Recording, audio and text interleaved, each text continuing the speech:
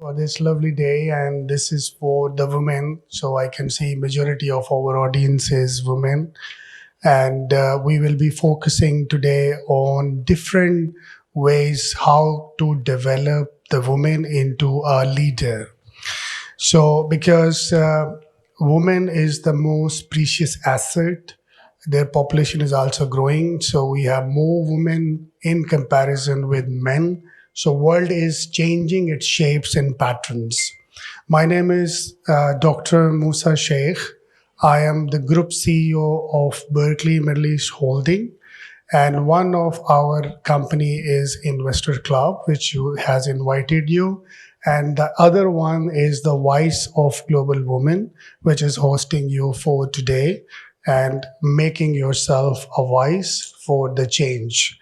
And I have a co-host today, which is Yeah, sure. Thank you, Dr. Musa. Let me introduce myself well. My name is Methal Blushi. I'm really thankful that we have a lovely attendees today. And for sure, we're going to have a lovely, lovely, lovely event forward. I know it's just 10 and 20 and it's almost morning, and I don't want let this event so boring for you guys, but let's cheers up and have a lovely event today. Thank you. that's great. Mehta is a youth leader of Emirates, so you can feel the energy coming out of her.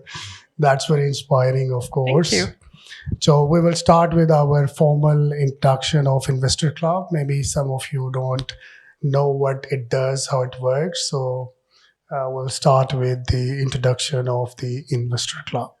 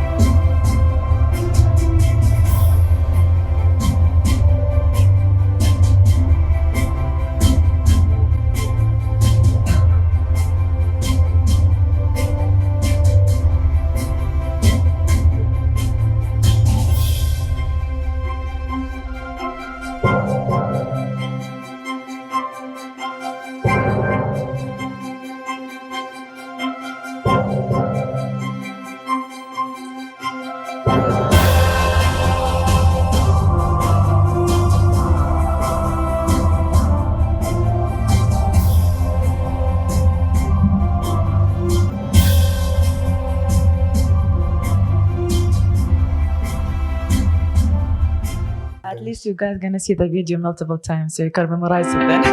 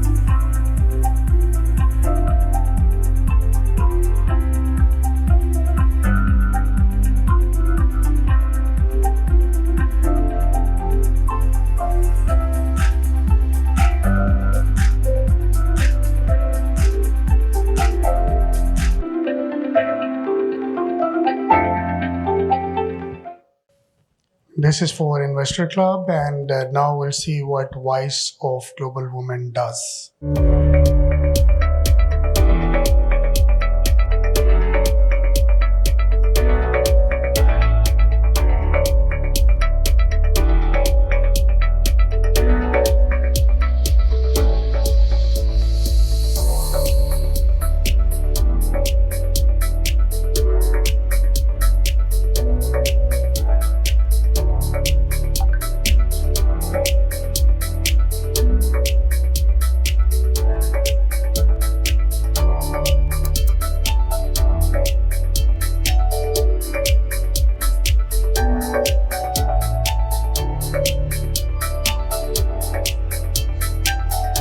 Men and women are two real assets for the society, and the growing population, women are growing more than men, and it's become very important for women to prepare herself to lead the world.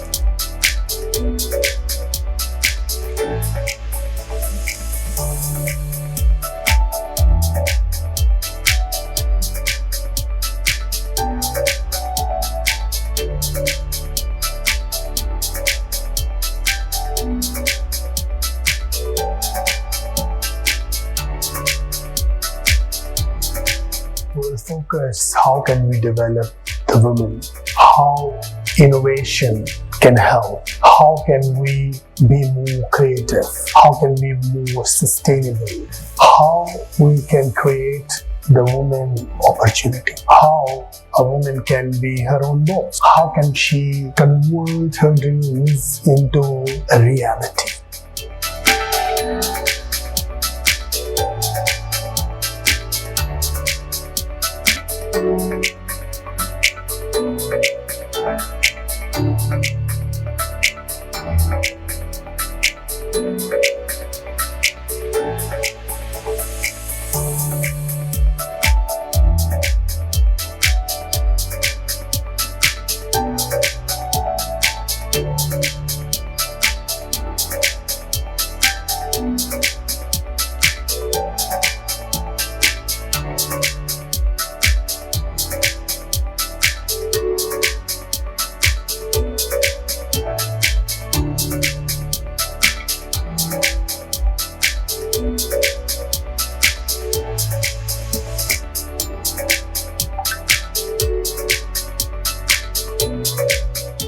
That's look quite promising. There are a lot of projects and a lot of objectives. So let's start the program formally, and I will just take 5 minutes and then we'll move towards the speakers. I should explain that the Berkeley, what it is at on and what's the objectives. So what we understand is the woman is the future of the world. Why we say this? Maybe 100 years before, there was more men and less women. But if you see the statistics of today, you will see that there are more women and there are less men. And if you see some script of the future predictions of population, you will see that gradually 4 versus 1 ratio, and it will go more ahead as well. So it's the right time for the think tanks of the world that we should invest in women and prepare her for leading the nation, leading the departments, leading everywhere. Either it's the operational level, management level, or a strategic level. So we can see there's a lot of talk about women rights, women things, but the actual thing that we need to do is preparing women for the future world. So means that you can imagine a world after 100 years or 50 years that you will be looking to more women in politics, in leadership, heading the countries. So if we will not invest in women now, when the time will come when there will be more women and they have to handle the organizations, then it means that we are not ready for that. So that's why Berkeley, Voice of Global Women, is focusing on converting women into leader, pulling out a woman from kitchen to the organization on a C level, because the lifestyle is changing. Before, we can ask a girl maybe 100 years before, you stay at home, this is the culture, and we ask the boys to go out and make money. But if the population proposition is changing, then means the concept need to be revised. Means if a father has 4 daughters, so when he will get old, he will not be able to bring the amenities. So we have to prepare the woman for not to get exploited, because generally a man exploit a woman when she is weak. So we have to make women strong, and majority in the workplace. That makes sense for a future world. So with this, the first thing that we are focusing at is the education. And I'm very honored that we have an educationist today, the first speaker. She's going to enlighten all of us about the role of education in the society. So what we want, we are focusing on developing country. I was talking to Metha just a while ago. I said, who pays your school fee? So she said, I don't know. I mean, obviously government has paid for her. She's a blessed, Emirati woman is purely blessed one, because in the countries where we came from, like, Philippines, Pakistan, India, all these places, when a woman or a kid, like a baby girl comes in the life, so the first reaction to the parents is very negative. They feel that they have to feed her, she will go to her home, all the investment that they are going to do is going to not bring anything, because they were expecting a boy. So the misery attitude starts from the girls comes. So what we need to do is, in developing countries, we need to work on the policies that a baby girl get a right for a free education. And once she go to the school, obviously we need to care of women health care also, right? So we need these developing nations to work on women as a free health care. These are the basic things. If you see, like, why we see more vibrant Emirati women here, they are because their amenities has been covered. So they are not thinking about the food. They are thinking about creating. I remember in the early MBA studies, we heard about a Maslow hierarchy of need, which says that, every human being, they need the food, shelter, and once they get it, then the mind opens, I mean, there's a joke also that someone asked from a hungry person that what is 2 plus 2? So he says 4 breads, because he was hungry, right? So we need to give a social setup to a woman. We let them grow. That's what we want. I want you to be a voice of global women. I was addressing last month in London. So one woman, the British woman, asked me that, look, you are talking about developing country girls, and we are in UK. So what does it make sense? So I told her that it makes sense in a way that all the change start from a dialogue. We have to talk about this. Someone has to think that women really need focus to, especially in developing, obviously developed countries, they have reached that level where we don't need to talk about women empowerment, women rights. In UK, for example, if you got married, you get pregnant. So 2 years rule covers that your salary employer is going to pay. These are the maternity rules which you don't see in the developing countries. So now so what people want to do is they want to migrate to these countries and this is how they attract the best brains. This is how I went to UK and I start living there because I felt that is a better place and we have better women rights, women facilities. So with this, I will conclude my initial discussion. We will have more discussion about women today. We have very nice bunch of speakers. They are extraordinary. We have audience flying from US, UK, India, Pakistan, and rest of the world. So it's purely a global community. I would like you to interact with each other, know about yourself, others, because this is also a part of your communication skills. And I'm always here if you need any assistance, you want a particular person to meet, I'm here for you to guide. So with this, let's go to the first speaker of the day. So Meta, who is the first speaker of the day? But let me say something before I start. Sure, Okay. So this is the time now to hear the globe voices. So her topic is so interesting to me. So role of education in a women entrepreneurs development. Let's welcome to stage Dr. Nahla Qasimi.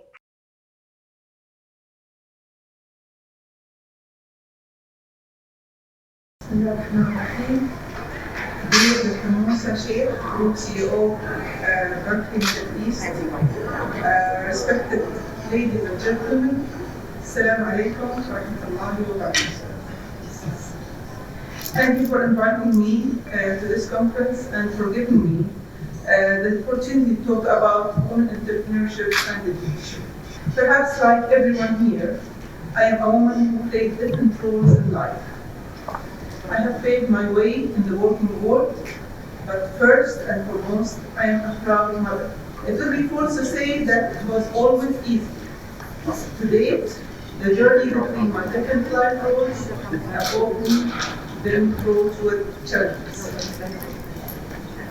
When I look back and recall the range of roles I have embraced in my life journey, I feel enormously blessed. To experience the obligation of being an audit manager at the Dubai World Corporation is a blessing. To examine the huge responsibility of being a manager for special projects at the Dubai World Corporation is a blessing. To be a chair or a member of board of governance of many leading national and regional organizations,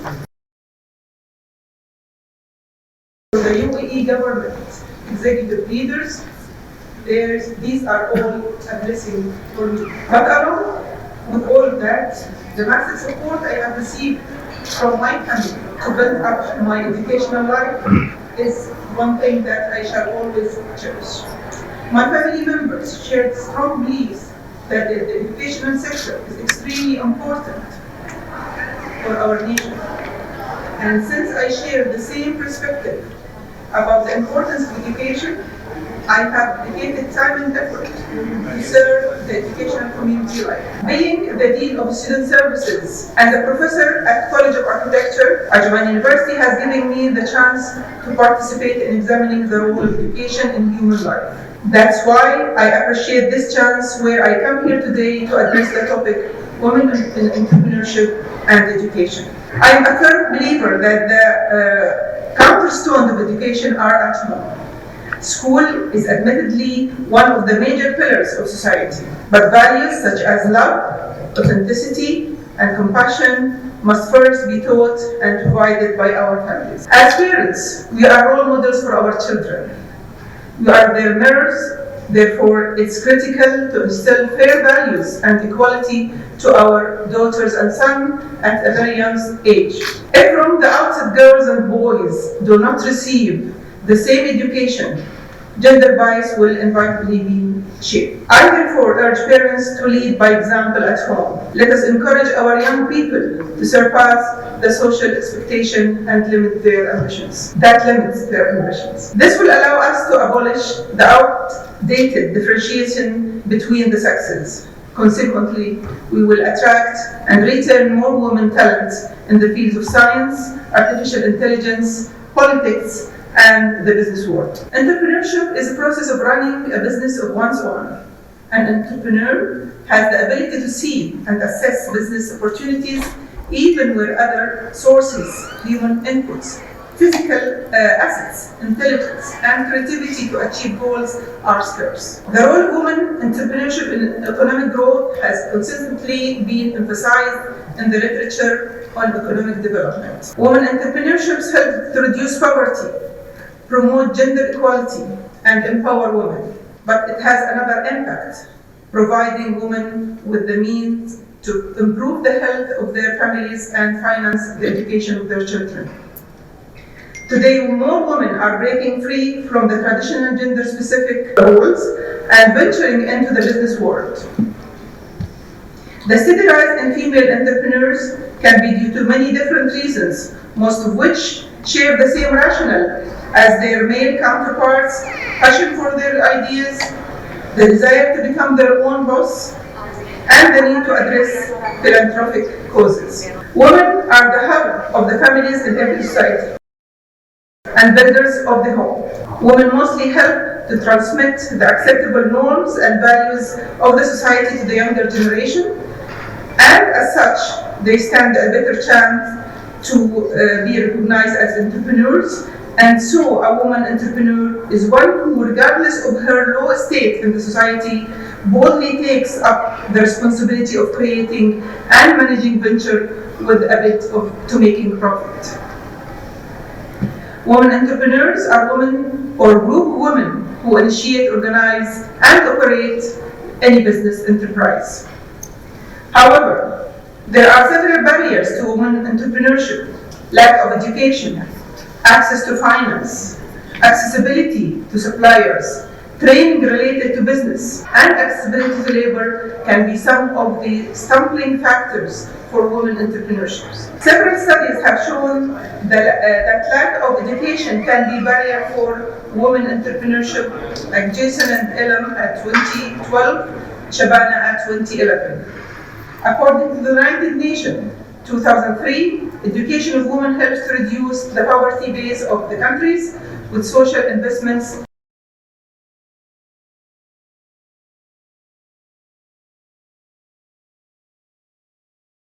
and identified a number of impacting factors, including a positive attitude towards starting a business, a willingness to risk in order to gain, a need for independence, a need to improve social status, and a drive to innovate and create new products or services. Moreover, Midman et al. At 2010 also found that there is a significant correlation between entrepreneurship education and students' entrepreneurship intentions. Unwillingness for rural women to undertake enterprise risks, and lack of the modern business methods for enterprise model. The study also reveals that one of the significant characteristics that many successful female entrepreneurs have in common includes having women entrepreneurs with higher education degrees. Moreover, these women entrepreneurs also offer better health care benefits package, on-the-job training and education, more tuition reimbursement for students and continuing education for employees, and provide more vacation and paid leaves options to their staff. Another interesting study by Somaya and Mander at 2016 indicated that the majority of students possessed entrepreneurial attitudes. Furthermore, the study also emphasized that both students' characteristics and entrepreneurial experience were found to be associated with certain entrepreneurial attitudes. The results show that the young female students in Dubai are positive regarding the role that universities can play in fostering their interest toward entrepreneurship for their education and as the incubator for their new venture. I am here proud to say that UAE has won the first on the region in implementing and improving the legislation of empowering women in many fields. One of them is the entrepreneurship. As women, we must stand tall as we enter the business world. We no longer need to tell ourselves that we are capable, because it's now again. Now is the time to act. As an academic researcher and university professor, I can attest in all honesty that we need to determine the entrepreneurship education of women, specifically to determine the different concepts of entrepreneurship education held by women, and to identify the problems hindering women from acquiring entrepreneurship education. Lastly, I would add that if you have ever started a business or have the desire to do so, I applaud you. At the same time, let me suggest another mission.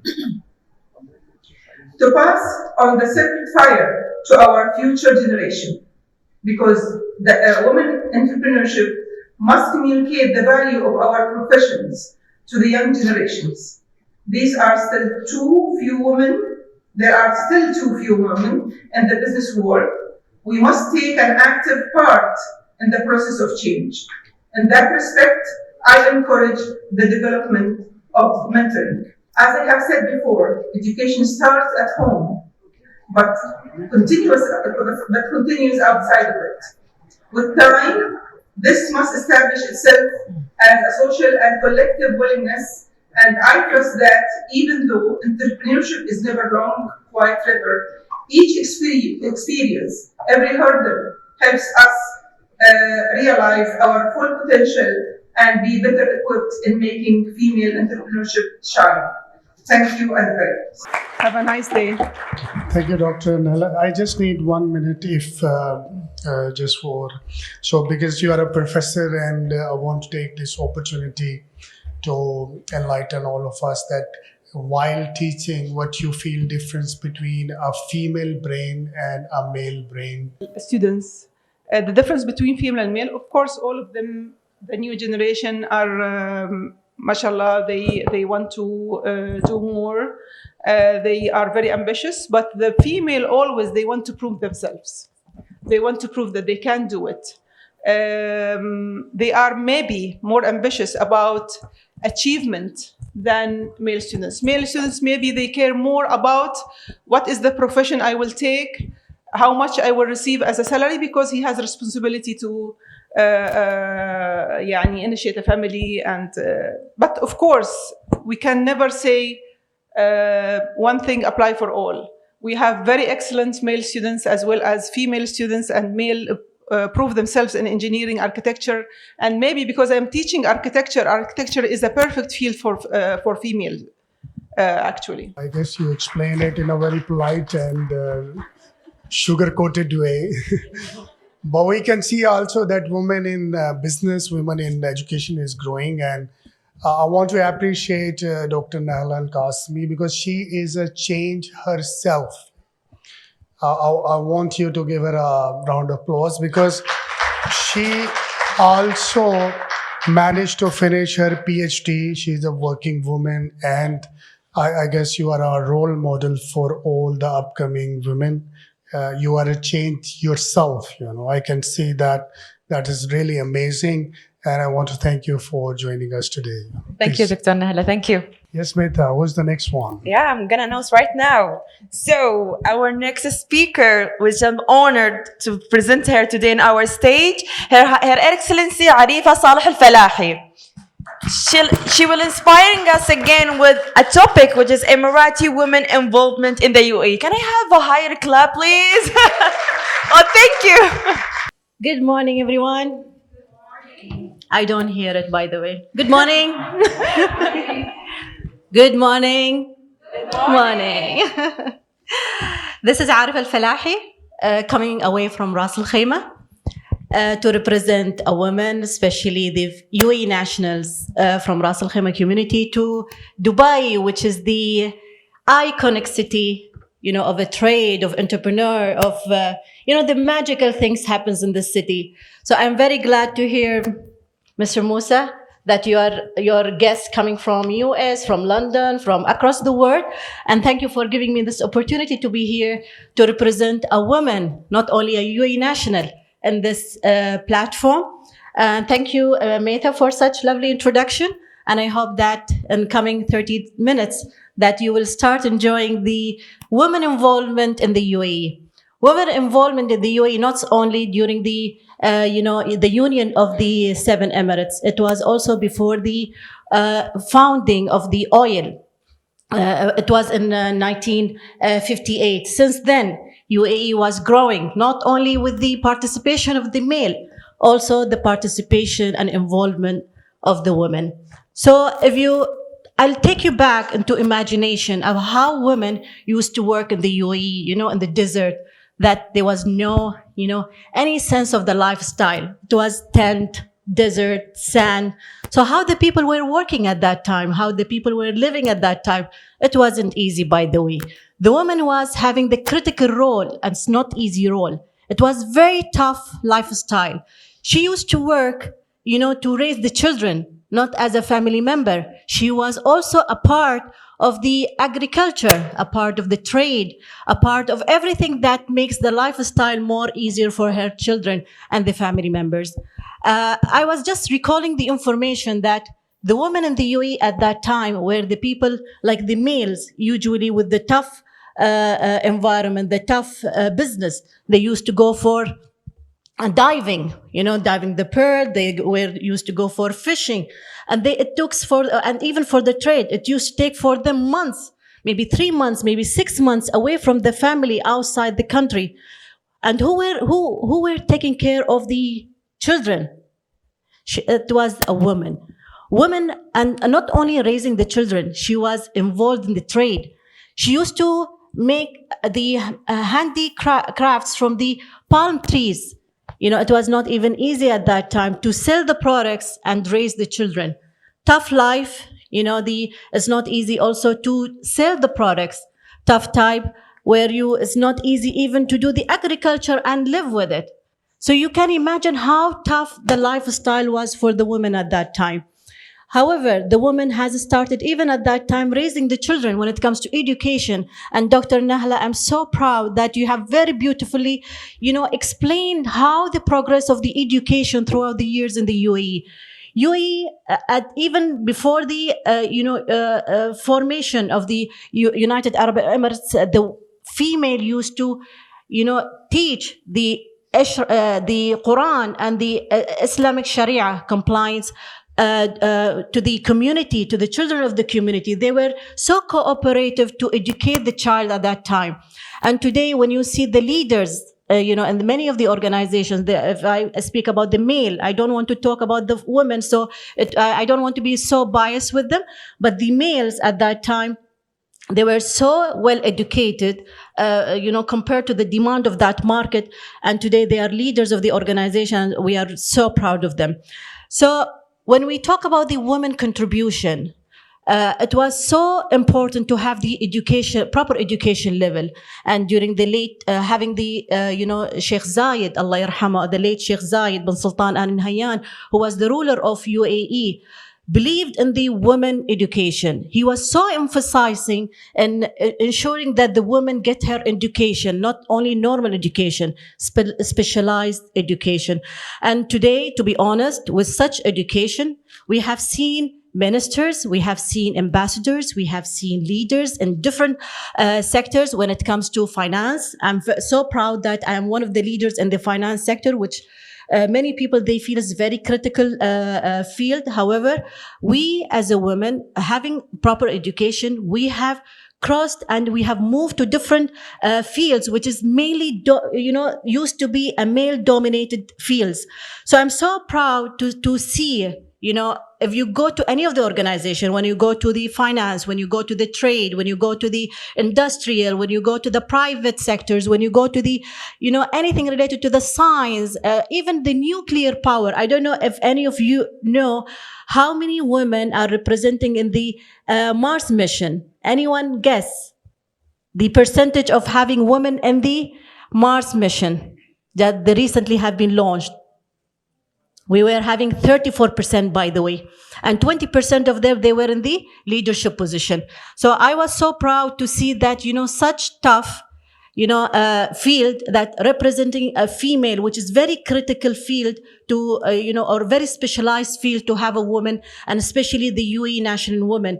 And that's mean we are having the proper education, the proper, the platform to perform in such organizations. I'm also very proud to be one of the leaders or the board member for Emirates Sport Club.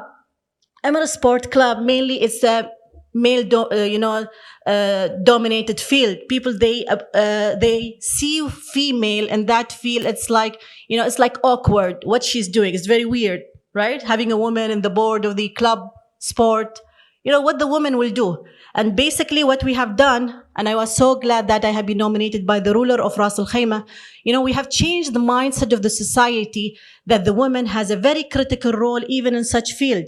We believe the woman can influence a woman. We believe a woman can influence every single person in the family. And if you target a woman, you are targeting the entire family. And since we talk about the sports club, so we are targeting the children, we are targeting the adults.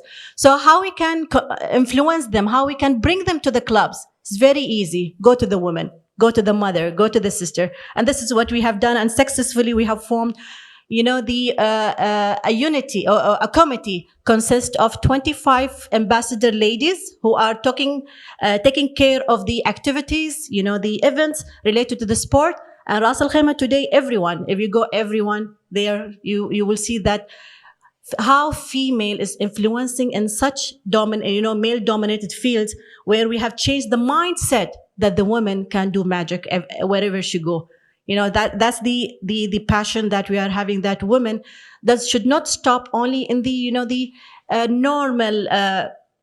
normal field. She has to go beyond that. She has to go beyond the imagination of the people and the expectation. So I'm talking about, and she was talking, Dr. Nahla, she was talking about the gender balance in the board of the companies. As we know that in the UAE, we are having 15% of the leadership or the ladies who are working as a decision maker in the boards of the organization. We are representing almost today 15%. And with the, and with the support of Sheikha Shamma bin Sultan Al Khalifa, bint Khalifa Al Nahyan, she is very keen to form the gender balance board. Her aim or mission is to ensure that we are having 20% of the females on the board of director for the companies. And I believe in coming few years, you will see that we might cross 20%. So if you go back to 2015, I was so happy to see one of the facts that when they have formed the Gender Balance Council. The aim of that, the council is to ensure that we are having female balance in the workplace. And at that time, the target was 20. The target was to have to position UAE in the ranking of 25 compared to the countries worldwide. And guess what? In 2021, we are what? An Arab country. Anyone from the UAE national ladies? Where we are ranking? Yeah, Asma? Worldwide? And I want to know the Arab country. Yes, on Arab country, we are first one. And on the global, we are 18. So we are crossing the target, it was 25 to 18. That means that the government so smart and putting the strategy to bring the women in that level to cross the barriers and to ensure that the woman is representing the companies, worldwide. So I'm so happy that to see the ladies in the aviation. We are having pilots who are running the high jets and who are running or flying the airlines, by the way, which makes us very, very proud. We are having also ladies in the nuclear power. Nuclear power is a very critical field. However, women representing in a very good percentage on that. To be honest, if I talk more and more about the ladies, I might take days or maybe years. That's amazing. So I will be, that makes me so proud of that one. So let me take you to some of the numbers. Since I'm coming from the financial field, 20 years experience in the banking, I feel that the numbers make sense for the people who listens, or they want to know the facts. I don't believe on the theoretical thing when it comes just about the talking and discussion. I like to give numbers and percentage, by the way. So if we go to the Ministry of Finance, the specialized ladies, they are representing 60% versus male, who are 40%. When it comes to supervisory level position, women represent 58% versus 42%.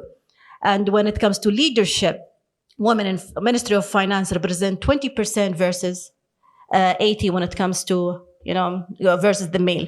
And let's talk about the education.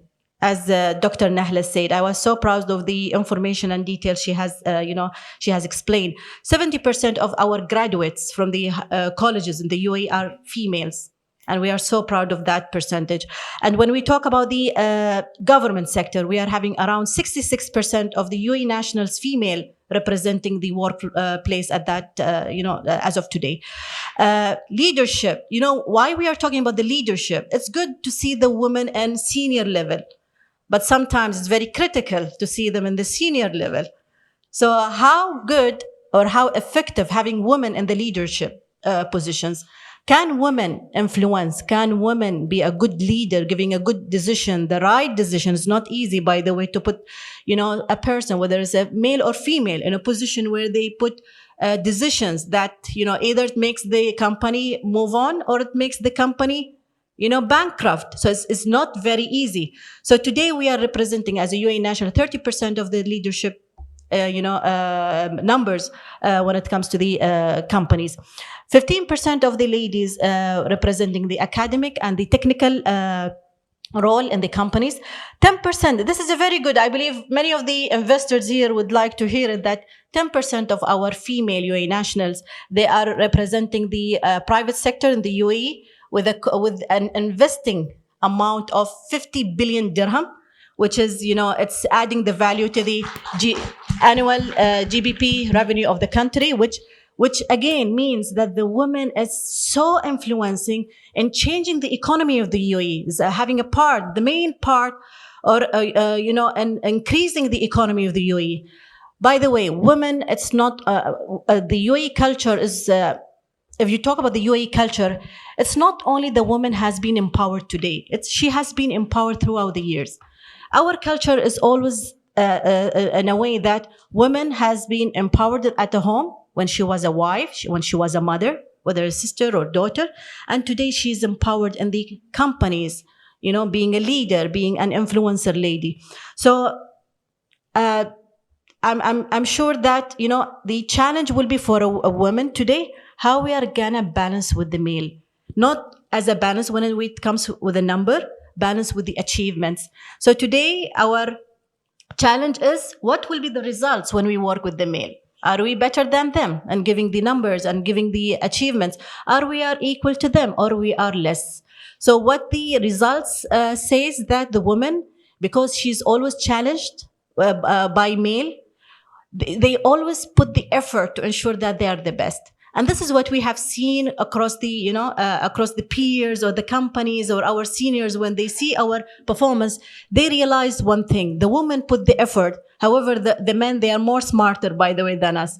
But what they do, sometimes they say, oh, they are females, but they don't know the female, when she take the step, she makes a difference. She makes a big difference, by the way. So I feel the vision of the UAE, the government of the UAE, when they put the faith and when they put the trust in the woman, not only in the woman, when we talk about the woman, not only UAE national, by the way, they believe in the all women and the different nationalities, by the way, because what we have seen today, even if you see it today, I know it's the topic is talking about the women, but I can see today, even on the weekend, all women are represented. They are very committed.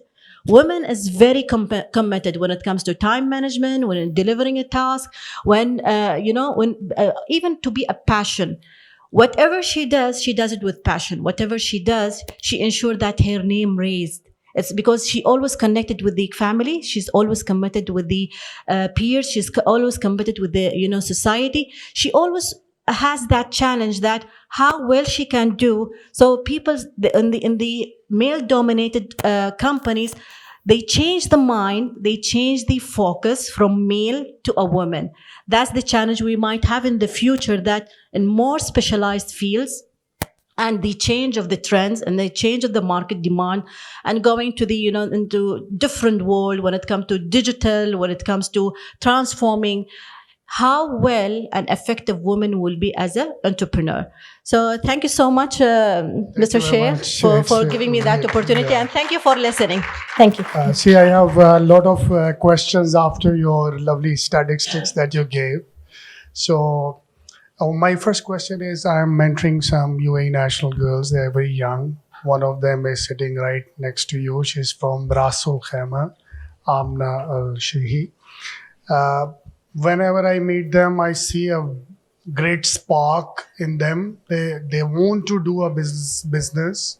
So because you're a board member of the chamber, so what incentives you have for the upcoming youth to convert themselves into a business leaders? See, we have so many incentives, by the way. First of all, the support, the easiness of process that we are supporting not only females, even the males, by the way, especially UAE nationals. So for female, what we believe that, the support we are giving them, the easiness of the process, some discounts. And by the way, we are having RAC SME, which takes care of the UAE nationals. And surprisingly, that we are having so many female ladies who are involved in the entrepreneur, in turn the business, and they are successfully doing a great job. Not only in the UAE, by the way, they are across, and they are having some other branches outside Ras Al Khaimah. So I'm glad to see ladies coming from Ras Al Khaimah and such platform, by the way. We are having a very talented women, and not only in Ras Al Khaimah, across the UAE. The good thing about it, they are so passionate. They want to go out, by the way. They want to make, not only going to the government sectors to work as an employee, or they want to do something different. They are passionate. They are having different things. They want to be owners of the organizations, and that you can see it.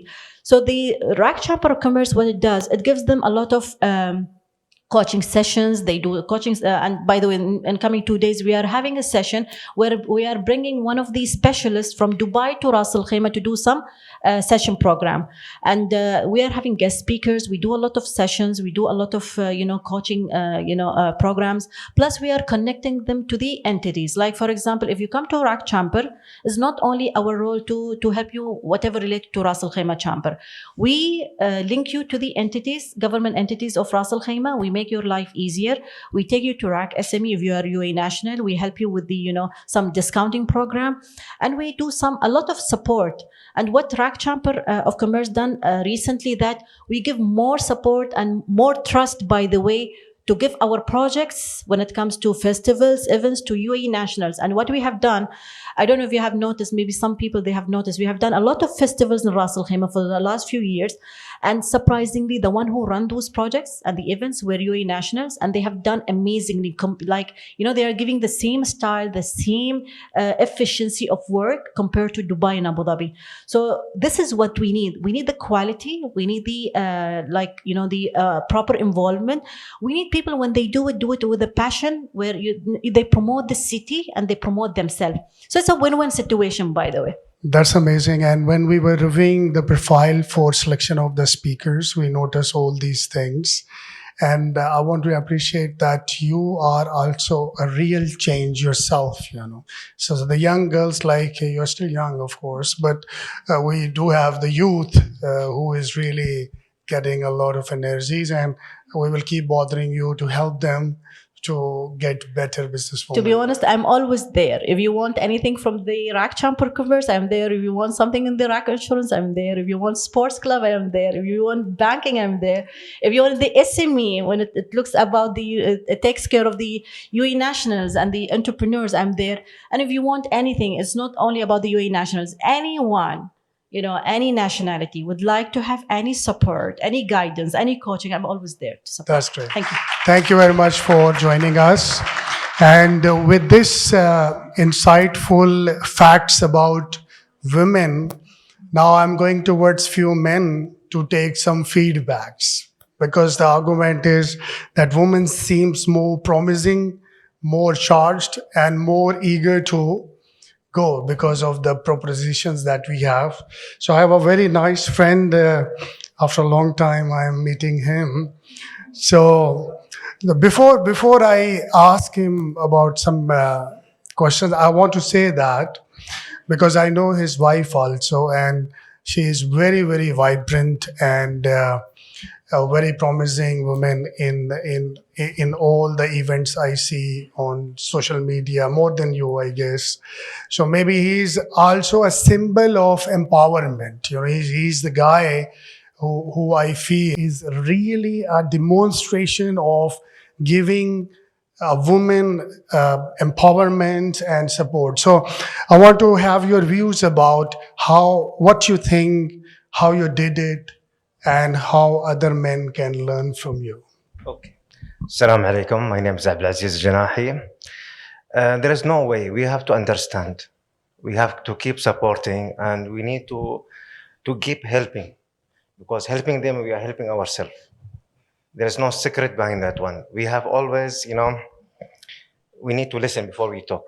Sometimes it's the things not clear in our mind, but we need to keep asking. We shouldn't take any action without asking ourselves or asking her why you're doing like that. So I'm sure that if you give a full belief in her as a wife or as a leader, it will come to us. This is what I think about it. Yeah. Thank you. Thank you very much for your feedback. Some men are thinking that a woman is so important, they should fill all their 4 gaps. They should marry 4 times to get a better value. So we have a guest from Saudi Arabia. He just landed. So there are part of culture like woman is somewhere we need empowerment, but you are from the West. So how you see this woman entrepreneurship, maybe because you have already achieved. I need your view from a Western point of view, please.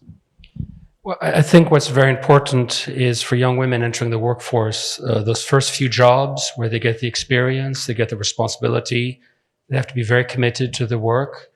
And I think the reality is a woman, it's classically said, has to work twice as hard as a man to achieve. That's the unfortunate reality. But it's that first few jobs, you really need that commitment, wanting to learn, wanting to put yourself forward, wanting to get the experience from more senior people in the business. I think that's how you get a good start in life. So how's your experience dealing with, because you were in PwC and a lot of Saudis, women you have seen yourself as your assistants, your junior, your team members. So how you see like Middle Eastern women from a Western point of view? I think this is changing progressively, but initially it could be tough for especially young Saudi or Emirati women who grow in a fairly sheltered environment. Then you go work for a big enterprise and you're in a room full of men, and you have to express your viewpoint and you have to take some leadership role. So I think there's a cultural transformation there that takes time. I think secondly, I think it's this. I think especially for young women, are they working? Then eventually will leave the workforce to become wives and mothers.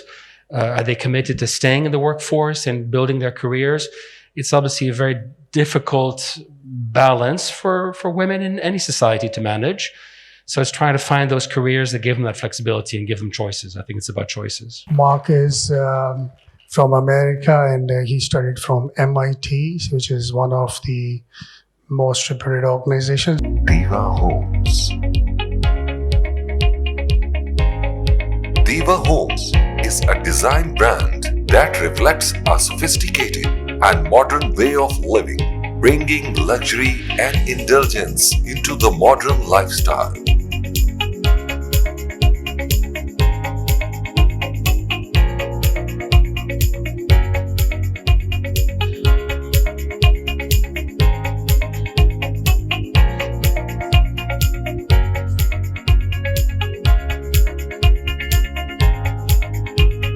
With a diverse range of furniture,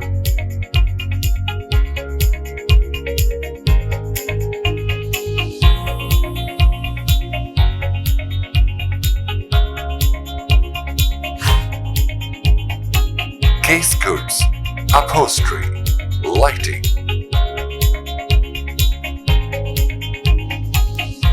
and soft goods. And through design, we pass on a unique experience in every product we design and handicraft.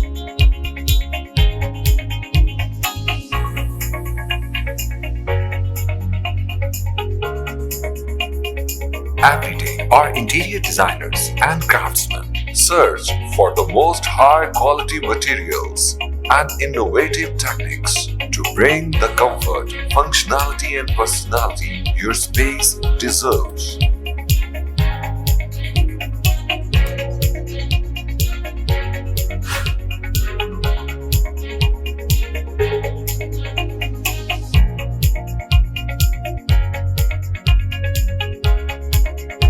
We frame everything, our soft, essential design sensibility, our direct and personalized service, our organizational and corporate policies, our global brand identity in terms of human values, our design approach, every part of the product development process, from design to production to long-term impact, is carefully considered, bringing function, aesthetic, detail together in elegant resolution.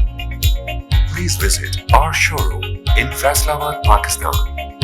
Contact 041 5481505 +92 300 846 7856 or visit our office for Gulf in Dubai.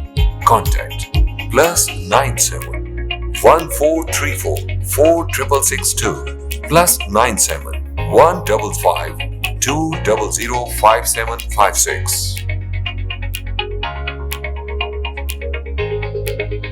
Diva Homes. The way she transformed herself in last 2 decades is really amazing. She's a mother. She is obviously balancing her personal life with the professional life. And she is a very famous interior designer also. And always for my own home offices, I take her advice for the fashion designing. The most impressive about her is she was born in Pakistan and into a culture which is not much supportive to the women entrepreneurs. And she got married early ages as well, so, and have kids. So coming back from that kids' life, starting a business was really tough for her. And coming to Dubai is also very, very challenging for the people who are born in developing countries, because there are a lot of resources and capability required to expose yourself in the foreign markets, where you are talking to a multinational group of people, have different thoughts and minds. So I want to invite her on the stage, but I need from you is a warm appreciation for a girl who has transformed herself and being a youth change initiator for all the girls across the globe. She is really dynamic. Please join us on the stage, Mariam Wakas. Please welcome her. Good morning, ladies and gentlemen. Thank you all for coming and giving me the opportunity to present my enterprise. My name is Mariam Wakas, and I'm an entrepreneur, a designer, and a homemaker. Ever since school and in college, I loved observing how people decorated their spaces. I started my company Diva 2015 from my home with dreams of changing living spaces into work of art. Of course, make things to people cherish and enjoy. As a woman, this proved harder than anticipated. I was blessed to have a supportive husband, but in the outside world, it took a lot of hard work to come up and to take me as a serious businesswoman. Executing an idea from paperwork to getting orders, arranging finance, sourcing materials, and then getting skilled craftsmen was a big superhuman effort. Our business is based on a single unique principle: that is unique designs made by the best Pakistani craftsmen, and to bring you with the best solid and teakwood globally. We can transform any space, be it a house, a hotel, apartment, or any shop. We want people to enjoy our furniture and other creations. We pride in being on time and on budget. Our business is creating unique one-of-a-kind designs globally. Each and every design envisioned by me personally, and the process is followed up by a trained staff. Our process is very simple. We come up with several meetings, and then we create 2Ds on your required floor plans, and then we come up to give you a better visualization. We come up with the proper 3D. What started as a small idea has grown into a bustling business, and now Diva is an international brand. We are now expanding into the MENA market as a go-to brand for interior furnishings. We want Made in Pakistan brand to be recognized globally through our company. As many of you know, there are very few women-owned businesses from Pakistan working globally, and I want to break that barrier. I want to bring my country proud of each and every product we create back in Pakistan. I take my inspiration from my culture, and my family traces its root along the river Chenab, the land of legends and the folklore. My values are the values of my team and my company. We transform people's dream into reality using brick, mortar, wood, and canvas. Every client is unique and every project is special. After all, we are here to make things to be enjoyed forever. This is what I believe, and this is what brings me focus. This is our company mantra.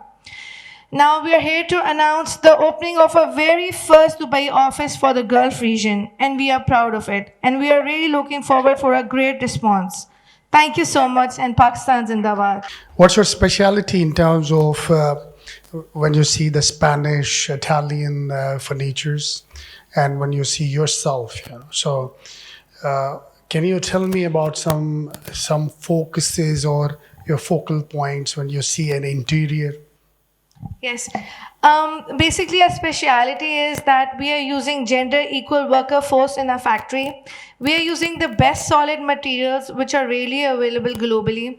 And we are producing on time and on budget according to client's requirement. That's great. So with this, I want to introduce you a man now who actually is behind this successful young lady.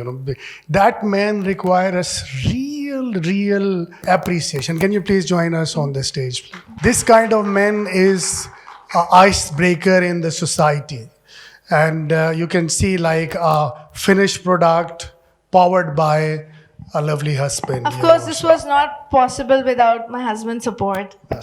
So I want to ask, like, in a closed society where, when your wife goes outside, especially I understand Pakistan very well. So when she goes, people talk, you are eating the food she's bringing to you. These very, annoying sentences that you face. So how you cope up when you realize what support, explain to us. She's, mashallah, very talented, and I know she can do anything and make it very happen to for everybody. And I guess she can do very well in future. That's a good trust as a husband. So how you handle the social part of being her as a working woman? She handle everything. So sweet of you that you give all the credit to her only. And that's the successful symptoms of a lovely husband, Thank you very much for joining us. Thank you so much, sir. Okay, so our next speaker for today is she will give us a speech about leadership. So women challenge in a leadership. Let's welcome Her Excellency Leila Rahnan Al-Atfani. Sorry for pronouncing wrong way. Assalamu alaikum wa rahmatullahi wa barakatuh. Good morning, everyone.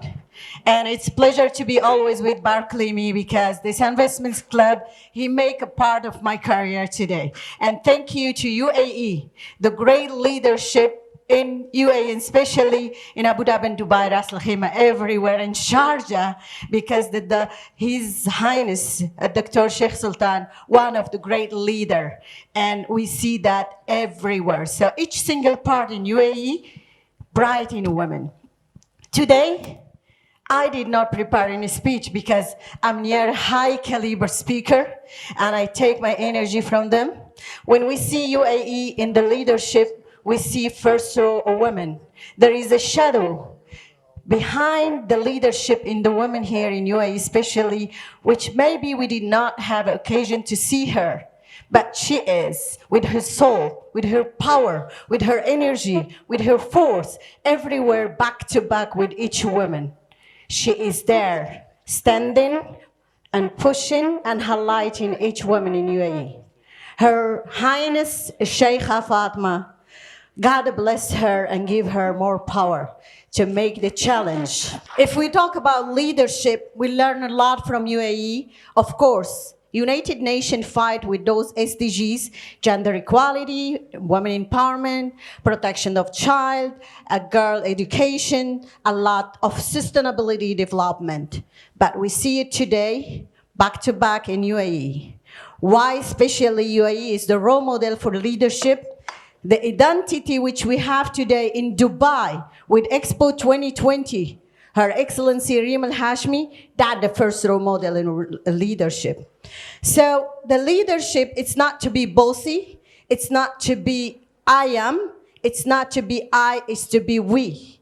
We have to do that together. Each woman have a beautiful soul and energy and capability and capacity to drive the future. And we are today driving the future because we see a lot of entrepreneurs, the success in them life, either do in Pakistan, Afghanistan, India, everywhere, UK, as a global women entrepreneurship conference today. Thank you to Dr. Musa, which bringing us this topic, which is strong, and we need it end to end because after this pandemic, we suffer too much in our business. And we move to digitalization, and we see a lot of people bright on that corner, and especially in social media, I see a lot of women, which is changing them entrepreneurship from the classic one, traditional, to e-commerce, e-marketing, e-learning, and that's what we need today because this transformation in leadership meant to everyone. We have, as women, to learn from each other, to support each other, to left hand of each other. No matter whom you are, which degree, which title, which capacity financial you have, we are, in the end, the women. A beautiful soul. We are the builder of the nation. We are the one who dedicated to raise a family, to educate them. And I have one role model in UAE. Why always I back to UAE? All my life dedicated to this country because it's building me, and I say, thank you, UAE. So I have one lady. She is one of my 50 inspiring women. She never go to the school. She have 14 kids, pure Emirati, mother and father, and she raised up the top leadership. The top one is diplomat, one in e-government, one in his custom. One. Can you imagine this lady doing a doctor, a lawyer, entrepreneur, accountant, advisor, and she raised this family. What about us? We have everything easy. We have all the strategies and maker. We have all the facilities, and still we are blaming ourselves. We did not succeed. To be an entrepreneur, you have 3 criteria. Never enter to the market if you are not sure of your capacity. Do your research before you enter as entrepreneur, and partner with the right people, and do not copy paste from others.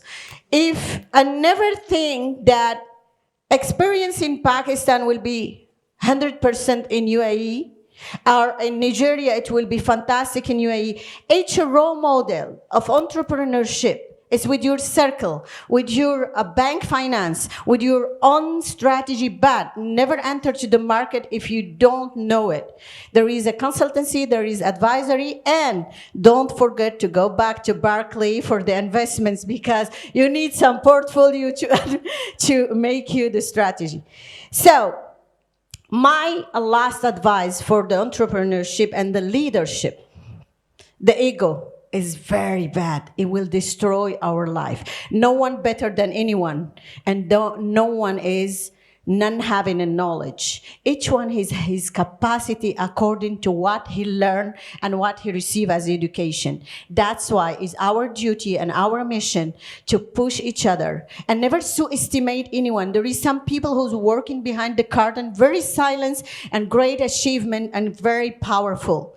And when I see the administrations of UAE, for example, or the government, when I go, I like that chemistry. I like that hand to hand, back to back, and even the great leader himself sometimes come and do the surprise. Sheikh Mohammed bin Rashid teaches us a lot. Humble, simple, creative, innovative. Don't be failure. If you are failure, there is no place for you here. So be yourself, be beautiful, be powerful, be bright, and be just a woman who need to make the opportunity and to make her dream true. I'm sorry, I'm not gonna talk too much, but I'm gonna ask you please to stand. Thank you for all the gentlemen because they are helping all the women, and especially who are supporting them to be in them corner queen, and each woman is queen of herself and princess in her father. So I'm gonna ask the beautiful ladies to repeat with me. I am strong. I am great leader. I am beautiful. I can make my dream true. I'm looking for my sustainability. And I am the future. So we are the builder of the nation. Thank you. With this beautiful speech, I would like to introduce the next speaker. I saw her in 2012 first time. We were a member of American Chamber, and since then I felt that this woman has something really creative, special in her. She is the founder of a non-profit organization who is focusing on entrepreneurship. And for this conference, she came from Seattle, United States directly. So I'm very grateful for her time. And what she's going to talk is very interesting, is she can transform. There are people who can change. For example, if there is a wall which is white color, so there is a painter who will paint a nice art, and this, say, 10 dirhams sheet will become million of dollars worth. So she is that kind of artist who can transform anyone, especially the woman, into a leader through her very strong communication, branding, leadership, visionary skills. So it will be very, very insightful for everyone, I believe, those who want to position themselves in next 1 year as a leader in any capacity, whether it's a leader in parliament or it's a leader in a company or a CEO. So I would like to invite Sana Bangresh on the stage. My daughter Sarah, who is now 19, when she was a kid, she used to annoy the heck out of me. Because every time I told her to do something, she would say, why? I say, Sarah, you need to eat your vegetables. She says, why? Sarah, you have to go to school. Why? So at one point, and Sarah grew up in Abu Dhabi. My first two kids were born in Seattle, grew up there. My two younger kids were born in Abu Dhabi. And for me, I've spent most of my time between Abu Dhabi and Seattle. When I first came, it was 1985, fresh from university. And I was the first Arab female reporter in Gulf News at that time. And it was just a privilege. It was a privilege to see how the country transformed. It was an amazing, amazing journey. And now I take you back to Sarah, my daughter, who asks all these whys. For me, I had a very interesting journey. Journalist, lived in Seattle, Washington, set up businesses, worked with Boeing, worked in marketing, set up my own restaurant, just back and forth. Came back and I became marketing director of Thuraya Satellite Telecommunications Company, which was an incredible journey. I had a portfolio of 110 countries, marketing-wise. We had branding and events and, vertical and horizontal products. It was just an incredible ride. And in fact, Thuraya actually celebrates its 25th anniversary next month. So I'm very excited about that. And I'm very much in touch with the Yasat team and the Mubadala team. But the interesting thing is, I set up my own agency, and then immediately after that, I did something that maybe was a little bit borderline dumb. I was a small business, but I wanted to create change. And so I set up Tamakkan in 2009. And what I wanted to do is I wanted to create an ecosystem. So here there are images. Musa's team said, "Tell us what you do." I said, "Listen, let me just share some pictures, and it'll show you my crazy journey, especially the last 2 years after COVID." So back to 2009, set up Tamakkan, and then I set up this movies film competition. And then I set up Tempo magazine because I wanted to celebrate everyday people who were making extraordinary changes in our lives. It was, everyday people doing extraordinary things. And so I took up a big space in 2454. I was incubating, I was accelerating, I was giving a place and a voice and a time for people who just really wanted to do really cool things. So the good thing was it really connected with my purpose. And so that was sort of my journey until COVID. COVID, and I'm sure everybody will relate here. September 2020, I'm in Abu Dhabi, it's the lockdown, and I'm thinking, what the heck is going on? And this is where I went back to asking why, It took me back to Sarah's why, And I was saying, should I go back to work? I was doing a consultancy with the Baladi at that time. I was their innovation advisor.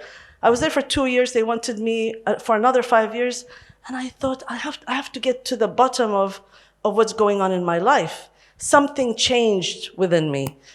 And so I started to think, why? Should I continue that big space, that big agency, all the projects? Why? Should I go back to Seattle? At that time, my daughter Sarah was changing to university. So I was going back and forth, doing consultancy here, there, and everywhere. And so when that happened, I thought I needed to connect to something deeper in me. It had to be something that was truly about where I was going to go. And for once in my life, I realized time is way, way more important than money. So I thought to myself, I have this incredible opportunity here and there, but you know what? I am going to go and I'm going to chill. So some of these pictures, you're going to see some crazy pictures of me in Seattle, Washington, the snow and all of that. I went to an island called Bainbridge Island. I don't know if anybody's heard about it, but it's off Seattle. You have to take the ferry, 30 minutes. And so I went from this crazy life, very fast-paced life in Abu Dhabi, and then suddenly I was on Bainbridge Island. And Bainbridge Island is and I know my Bainbridge Island friends are going to see this. And they just welcomed me. I was maybe the only hijabi on the island. Everybody was white, They were rich, retired Americans. Many of them were working with Microsoft or Boeing or Amazon. And many of them were technologists and inventors and all of that. But they embraced me. Bainbridge Island embraced me. But everybody was going through this lockdown. And it was crazy, So at that time, everybody realized that the world was going through a transformation, We were changing, our kids were changing, our concept of work was changing. And so within that, I was there in this beautiful, idyllic island thinking, what's next for me? Where am I going to go? And then I started to engage a lot with, the thinkers, the forecasters, the people who were thinking, what's next for the world? Why did this happen? And I know the Bill Gates, for example, and his teams there, they were thinking, what the heck is happening with COVID? Why did it hit us so hard? Why was the world not prepared? And suddenly, with all of these conversations happening, for me personally, I thought we need more women leaders. We need more women engaged in leadership. And I'm not talking about implementation. I'm talking about policy creation. We need women to be part of the equation. And even when you look at all these wars, ladies and gentlemen, men, when they think about conflict, they think about conflict in terms of territories, in terms of borders, in terms of, power. Women think about the world in terms of nations, in terms of communities, in terms of neighborhoods, The way we think about the world is different from the way men think about it. And for me, I had a first-hand knowledge of this. I was invited to speak at the women's engineering convention in Abu Dhabi. It was a wonderful event. But for me, it was mind-blowing because there were a lot of women there, and the way they were talking about city planning, urban development, they were talking about it in different ways. Men were thinking highways, bridges, expansion, all of that. The women were thinking the parks. They were thinking, if they're old people, where would they come in? Where would people engage? How to bring in youth into the paradigm? So the women engineers were talking about the social aspect, the human aspect. And for me, with this big thing that was going on in my mind, I thought, we need to bring more women leaders into the fold. They need to be playing a bigger role. They need to be the CIOs, the chief information or innovation officers. They need to be the CSSOs, sustainability officers. They need to be the CEOs. They need to be part of setting the standards, creating the plans, and involving people. Because with women, a lot, and I love my male colleagues. I am one girl among 5 brothers. So my mom always tells me, انتي مش بنت. She says, you should wear dresses more. But I became a little bit of a tomboy, and I learned a lot of tricks from my brothers. And what I think a lot of women they can do, is we can change the world by involving more people. We need more diversity. The minute and for me, I coach entrepreneurs, startups, and the minute you get people from different nationalities working together, you get magic. The minute you bring people from different ages working together, you get magic. I know there's a big movement to bringing in a lot of youth to leadership in this country and other countries. But please don't forget the retirees. Don't forget the older people. Because everybody has something to contribute. It's all about diversity. The more diverse a space is, a workplace is, a country is, the more it can create magic. And here I want to mention, a lot of times in my previous conversations, people would say, why can't we create a Silicon Valley here? Guys, we already have a lot of the makings of Silicon Valley here. We just need to make it happen. The one thing that happens in Silicon Valley and Seattle, Amazon is there, all of, these countries. You should come to Seattle. It's very diverse. But the one thing that they have is they have a lot of opportunities for people to meet, to bump into each other, to engage, to discuss. And they call it serendipitous collision. And this is where they meet at a coffee, pouring coffee, or they meet in the park, or they attend the same thing. The minute you get people meeting is when magic happens. The UAE has one amazing advantage, and this is the mosaic of nationalities and cultures that are here. It needs to leverage that, get everybody involved, and that's when you really create magic. So women, Musa, I know I talk too much, but going back to my daughter, I want to finish with the why. So my daughter, now she is in Stanford, and I think Stanford likes her because she asks a lot of whys. So ladies, I want all of you, whatever you do, ask your why. Why are you doing something?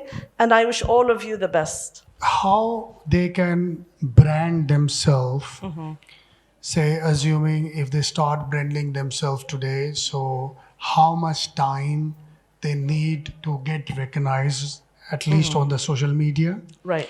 And what tools they should use in a most appropriate way?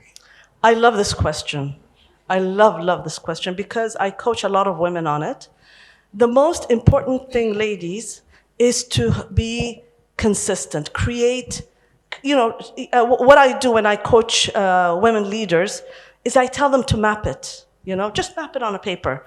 And it doesn't have to be something set in stone, but you can update it periodically. But figure out what you stand for. For me, if you go back, if you Google my name, you will see over, 20, 30 years, I've always been consistent in my stand. There are things that I always stand for. There are things that I've changed my mind about, by the way. You always have, with cognitive dissonance, you have to grow. Don't be too much set in your ways, but know what you stand for. Right now, if you do not have a strong digital footprint or handprint, it's very difficult to maneuver. And here, I've noticed there are leaders of society, leaders in business, and yet they don't have a digital footprint, and that is not a good thing. If you are a woman, you're doing great things, and all, or men for that matter. I coach a lot of men as well. And with a lot of men, he could be a president of a big corporation, but when you check, there's nothing about him online or nothing significant. So here, it's really about nurturing the right image of yourself, the image that you want projected, and do it consistently and stand for something. And honestly, guys, at the end of the day, things like authenticity, be authentic, be sincere. Have integrity. These things always pass the test of time. With this, I'm going to invite a very vibrant speaker who is a change herself. The reason I feel it from my heart is because as a group CEO, we handle a lot of hirings. And so when I sit with the engineers, chief engineers, the CEO of mechanical constructions. So if I tell them, look, this girl looks very promising, why don't we hire? So the first impression comes, come on, this is engineering, This is not for female, this is for male. So, but in spite of all these close-ended professionals, this woman has really done a great job. She is the first aviation engineer of UAE. So I would please welcome Dr. Saud on the stage. Alaikum rahmatullahi wa barakatuh. I understand what does it mean to wear health. For us, we wear safety shoes and and this is what I always believe, women a privilege that she can wear heels, safety shoes, slipper. Men should also break the bias. Well, to be honest, I work with 99.9 men. So I had enough with them, trust me.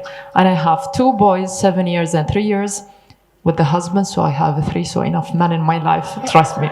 I would like to, first of all, to say Happy Women's Day, happy month of the woman, and every woman here. Thank you for the men's support. But today I noticed everyone, we're talking about leadership, entrepreneur, achievement, the first in her field. But let me share something with you. We always talk about women empowerment, what the achievement we reach, but the real achievement is starting from home, from school. I was the naughty girl in my family. I'm the youngest, and in our family, you have to be a doctor as a medical, or you have to enter to law. And as I was the youngest one, I hate dolls, I hate makeup. And if you trust me, till today, I have the smallest makeup bag ever you think.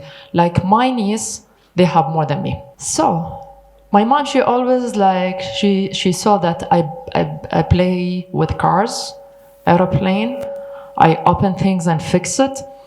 And she said always, Suhad, you will be a boy. And I was like, why we have judged a woman what she like? Because what she love to play with. If she play with cars, doesn't mean she will be a boy. We always think, I have a boy 7 years old, and he loves something called art. And people in the school, they push him to play football, fighting.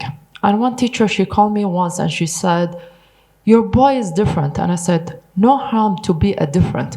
And this is what we believe. Always we choose for our kids what they have to be. So when I decided to be an aircraft engineer, the first answer I received it from my mom, so I'd go back to sleep. And why I mention my mom? Because my father, he passed away when I was 10 months.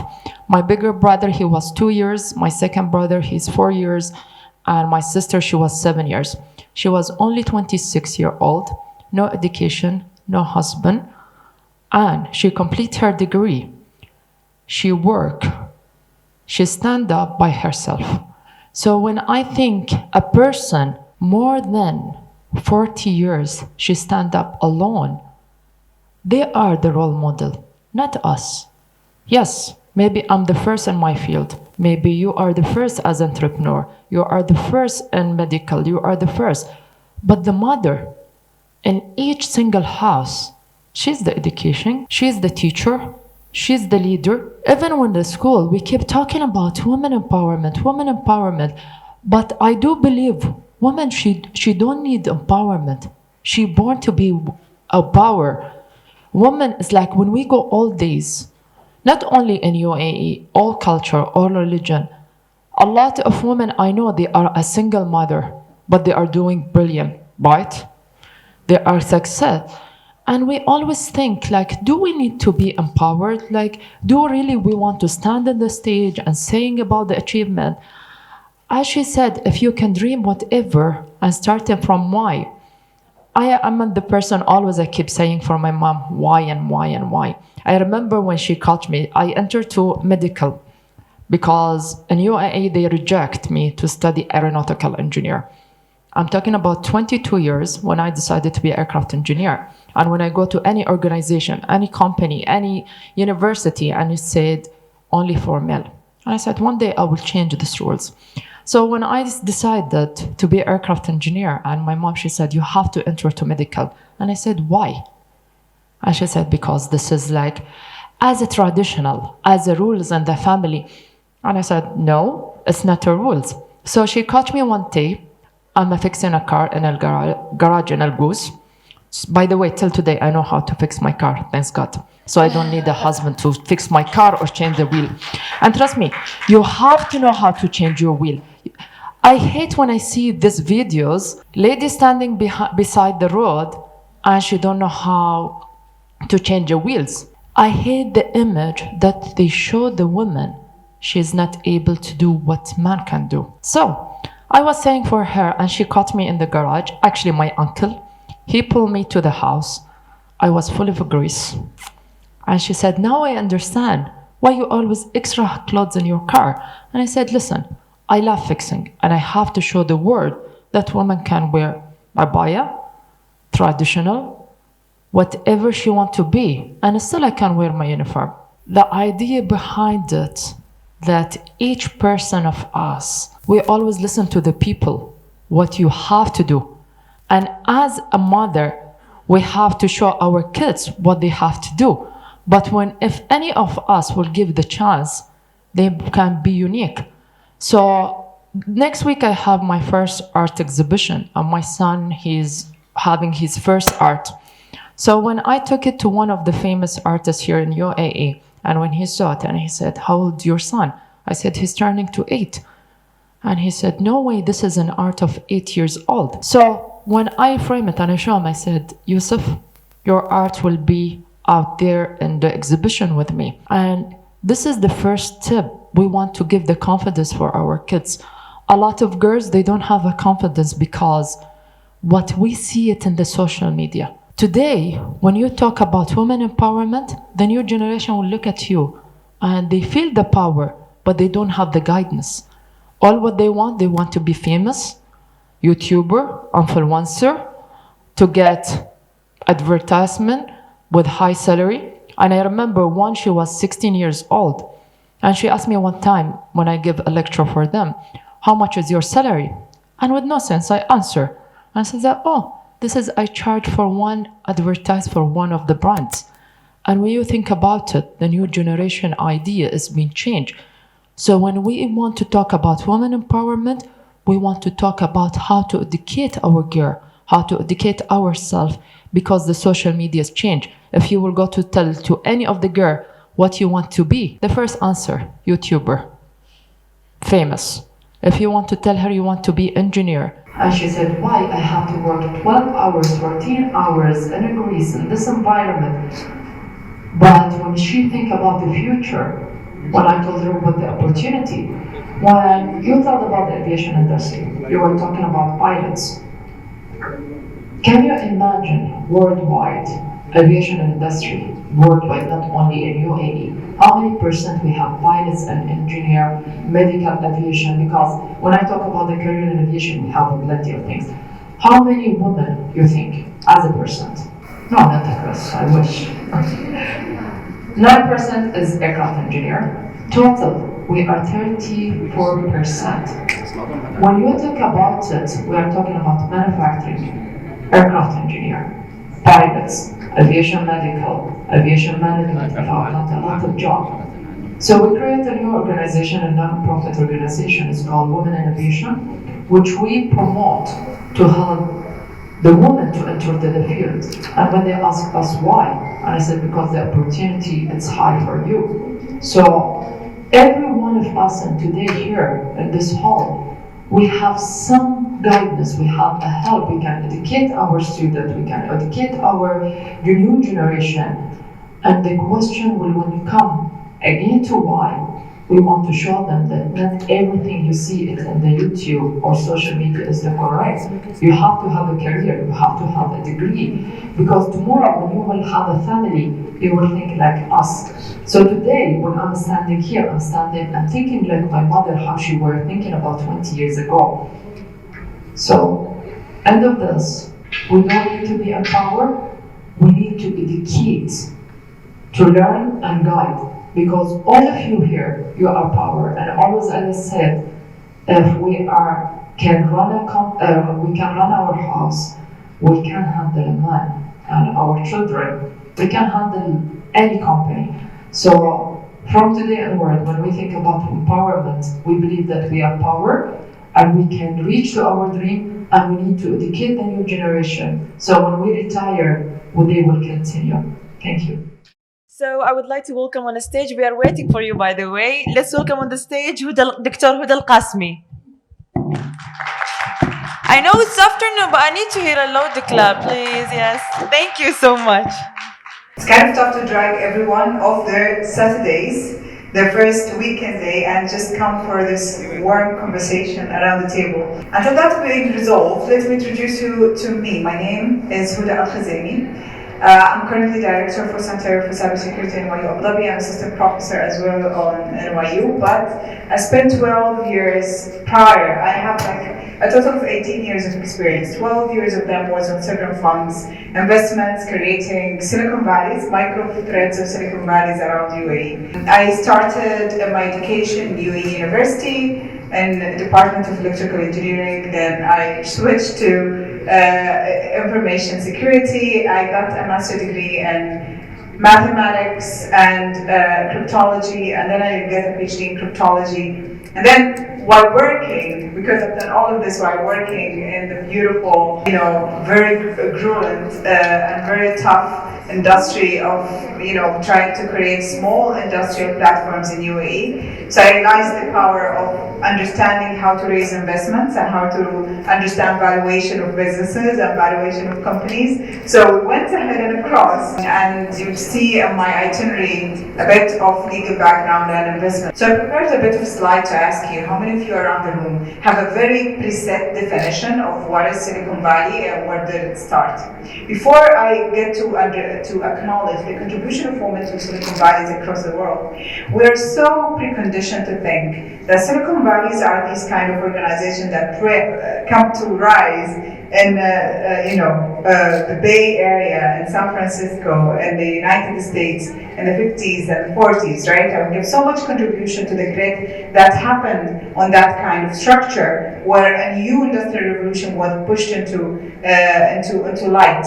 And to think of it, when you try to understand where did it start, who's the person who this started, this kind of fascinating dream of getting industry together started with, you get to see that most of the literature directly to Frederick Terman, who's the dean of engineering at that point of time at Stanford, and was great conversation to have when I was doing the research and data in here. But I will share with you something later on, there has been a lot of contribution to this Silicon Valley coming into light from women bodies across the same area in Santa Clara Valley that was not contributed in the literature. And this is what we call always by the hidden effect of women that comes into every other industry where they do so much, but they always do it behind the corridors or behind and for them, they're part of the support system, which is understandable, which is great. So at a certain point of time, it's understandable. But it's not only women, it's also other nationalities or other workforce groups that contribute to Silicon Valleys in different parts of the world, but majorly in the US, but they're not there into the campus. How many of you would understand that Silicon Valley in the US is not actually about Silicon Valley in the US? What is the working force of this powerhouse and engine of Silicon Valley in the US? Or for Silicon Valley being in New York or in San Francisco? You could see most of it is actually about all of the supply chain that would exist in China or Singapore or India, and the powerhouse of R&Ds that exist on this. So the impact map is huge. It's not just what we're seeing in the literature. So it falls into this fourth industrial revolution or the revolutionary waves where we wanted to always create something, either steam power or either going to Mars or going to the moon or going somewhere in the world. And I will give you a stream of hope here, because after every crisis, after any single crisis like a war or the burst of internet bubble that happened in 2001, there's always some kind of a major technological revolution that happens that changes the world for the positive. So we should understand with everything that happened to us and happening to us at the moment, we're at the cusp of a new innovation that's coming ahead of us. And I understand that most of you could see that in the form of the metaverse, in the form of NFTs, in the form of cryptocurrencies, bitcoins, and blockchains, and all of this decentralized creation of wealth. So creation of wealth is not anymore about you working 9 to 5 hours or about you being part of a certain banking industry or centralized financial institution. The creation of wealth is based more into the gig economy, into the creation economy, into people who are not part of the map, but they're somehow controlling the wealth creation today, where it's about also the teenagers who are not part of the movement and creating it, and the women as well across the board. So this is another perception of how this kind of waves of innovation are being created, where we should understand that the responsibility that comes into our plate today is much more intense than what it used to be in the past. In the past, we used to think of one stream of industry that collectively work to grow, but today it's actually about having 50 different pathways of industry that are unified in one platform, and that's a bit of what we're having here, the digital platform. So it's about biochemistry, aviation, cybersecurity, AI, robotics, mechanicals, and all of these engines coming into, changing humanity to the best that we can see across. So when I'm talking about Silicon Valleys, it's more than the 8 Silicon Valleys that exist in the world, Singapore, Kenya, Chile, and the United States. When I Google it, and I would encourage all of you to go around and Google how many micro Silicon Valleys exist. I think Sana said earlier that we have these kind of fabrics intertwined in our industry here, in economy, for Silicon Valley. And when I looked into the literature of what makes Silicon Valley, yes, we do have it. We have more than the necessary ingredients. But what we don't have maybe is this kind of serendipitous chemical reaction where things come into fruition, we allow a bit of failure, we allow a bit of resiliency to exist for things to keep on flourishing. So this is again is something that I want you to go away with, is that we are not bounded anywhere by geographical borders of where the money is created, where the capital is flowing. It's not about us being centered, for example, in London, or centered in Singapore or Luxembourg or in the United States, because this is where the capital is flowing for this certain type of business. But we have to understand that there is a bit of backward fluency of funds that goes to, for example, Silicon Valley's in Bangalore, because people still control this kind of system. Bangalore is a very, very interesting case study to look at, because people did not want to move across board, and they brought in the fund to India, to the ecosystem in India right now, to raise more and more funding across board for the different R&Ds, for the different industry that exists across board. And Singapore is another one as well. I'm not going to go through that. But then again, the venture capital investment is high, sorry for the slight positioning, but it tells you what we used to raise in 1 million. Today we're talking about 11 billion of investment in venture funding for Silicon Valleys. And the returns or the cash reverses that are being cultivated is mapping to whatever countries are being generated. So you can see here that, for example, Apple is raising something that's higher than what Singapore is raising, or Germany, or United Kingdom. And we'll see more of this being created, hopefully, in the future for many of the companies going on. I'm not going to go through this, but I want you to focus into what creates it exactly. What are the ingredients when we want to create this? It's not just the universities or the industries. It's all of us. It's all of us actually around the room. Because the lifestyle of the people, the work-life balance that is being created around this very critical economic structure is very important. And this is what creates this dynamic flow of allowing a level of trust to happen in the system, to invest, not because I have this conversation most of the time with startups in the Middle East and startups in the US and startups in Scandinavian countries. And I noticed that we have a very daring investors when it comes to someone who's coming from a startup in the US or someone who's coming to startup in London, because they will invest in pre-seed idea or an ideation process, not on prototypes, not on ready-made concepts. While in the Middle East, they want to have a bit of security for the investment, so they will invest in mature businesses or startups that are past certain series of investments and certain series of valuation, like to make sure that they have a solid valuation in the market. And to me, it's weird because it's, again, sometimes it's the same investor. It's the same investor who would exist in Silicon Valleys in the US, who would definitely invest on something that's on paper for you in the US, but here in the UAE, for example, or the Middle East, they would like to have much more insurances to control the risks around their investments. And this is why I think the community could come together to provide a higher level of trust for this level of investments across board. So I'm not going to go through this, but let's talk a little bit about women in Silicon Valley.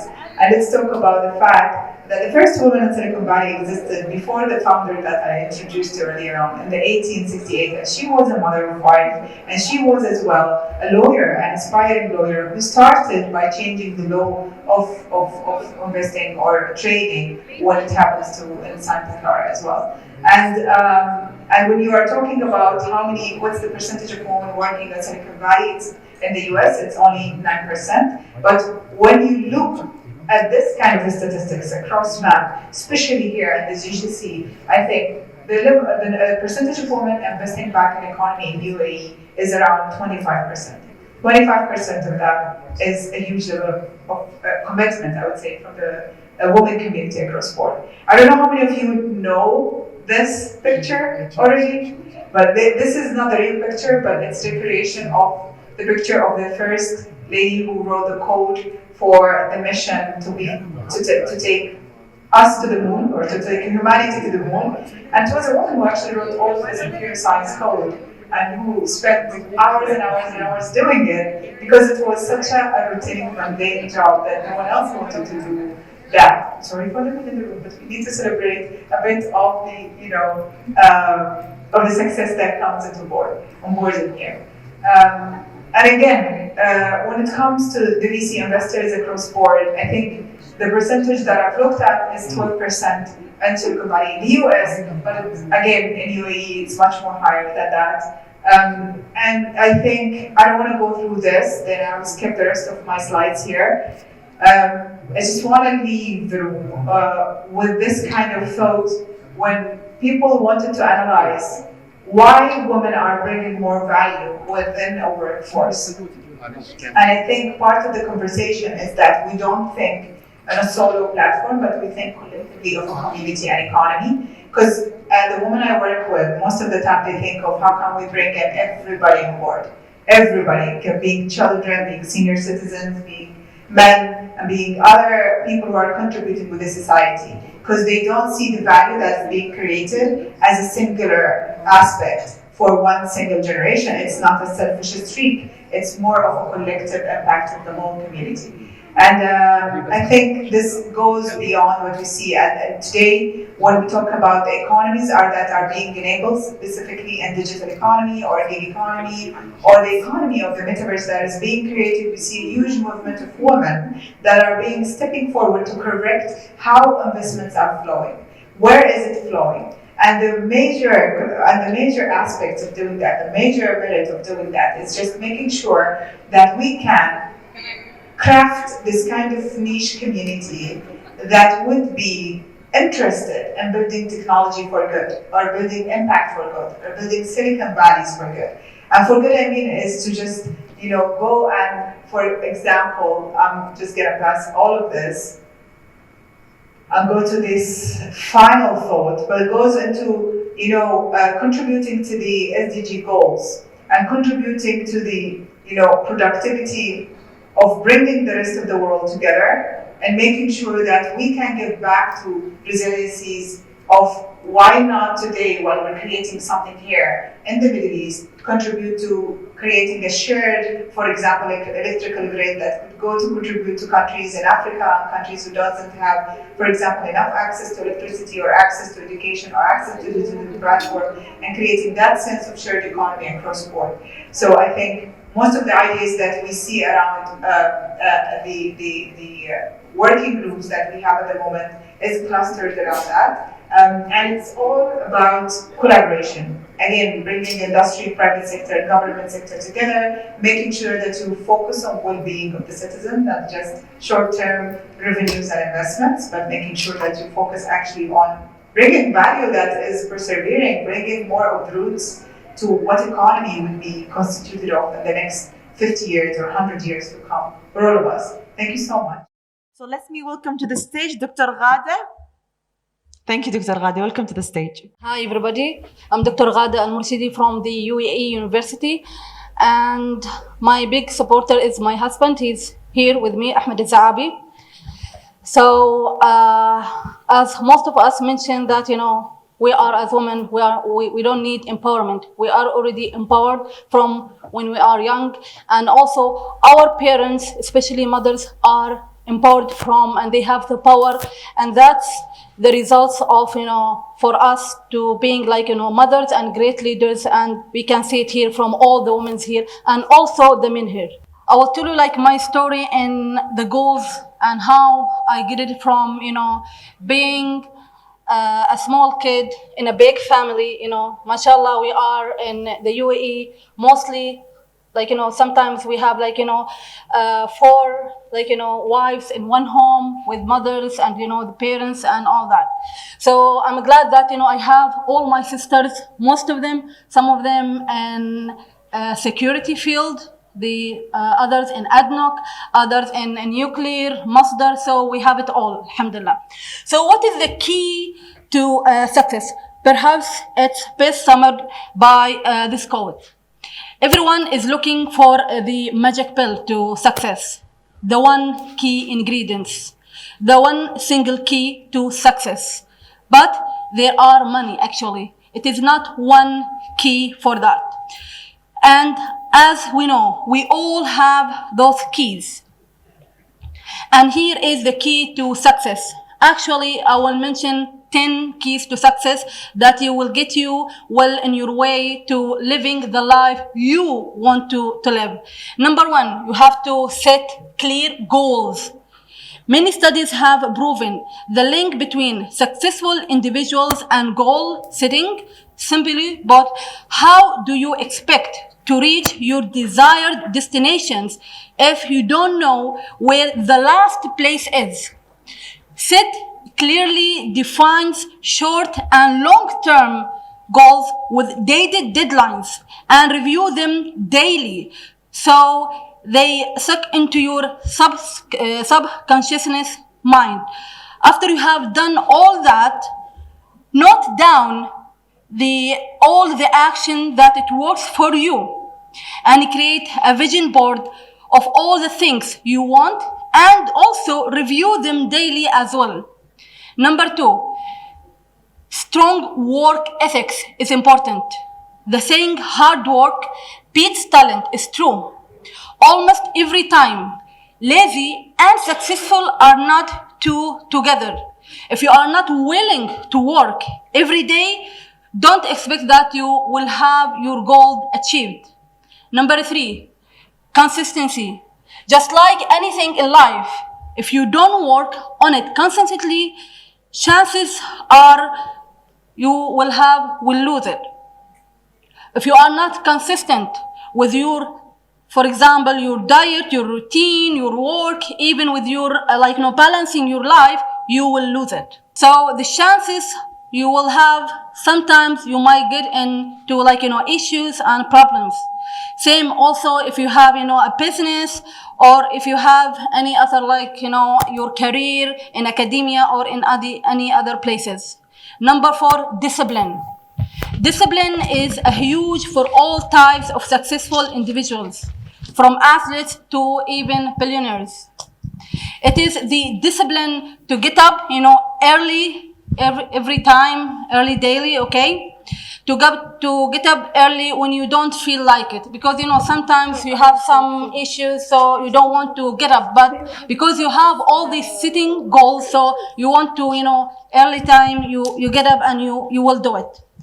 So to say no to a night out, for example, with your friends, or maybe sometimes with socialization, because you have something more meaningful in your life.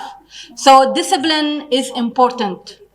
Number 5, willing to sacrifice. Sometimes the ability to sacrifice now is important, so you can enjoy your life later on. To not take the easy path is important. But whatever path, your life will lead you in the future for long term. So you have to prepare for that and plan it from now based on your goals. Number 5 and number 6, you have to continuous pursuit of knowledge. That's mean when we got our degrees is important, I think. Because I came from academia and I know it is important, even with the qualification. So we need both. So, for example, Napoleon Hill, he said in his great book, Think and Grow Rich, the way of success is the way of continuous pursuit of knowledge. So we need knowledge, and we need to know how to work with that knowledge. It's just not memorizing. No, you need to, criticize and learn how to get that knowledge to action. So as we know, the world is moving and evolving so fast. So if you are not adapting to change, if you don't have the mindset that you can never learn enough, soon whatever you have learned will not be enough. And that's what we know. And after the coronavirus, most of us went to digital, in all our businesses, even in the health sector. So think about all the jobs and opportunities that we have.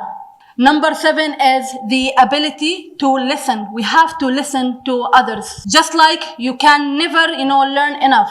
You can never listen enough.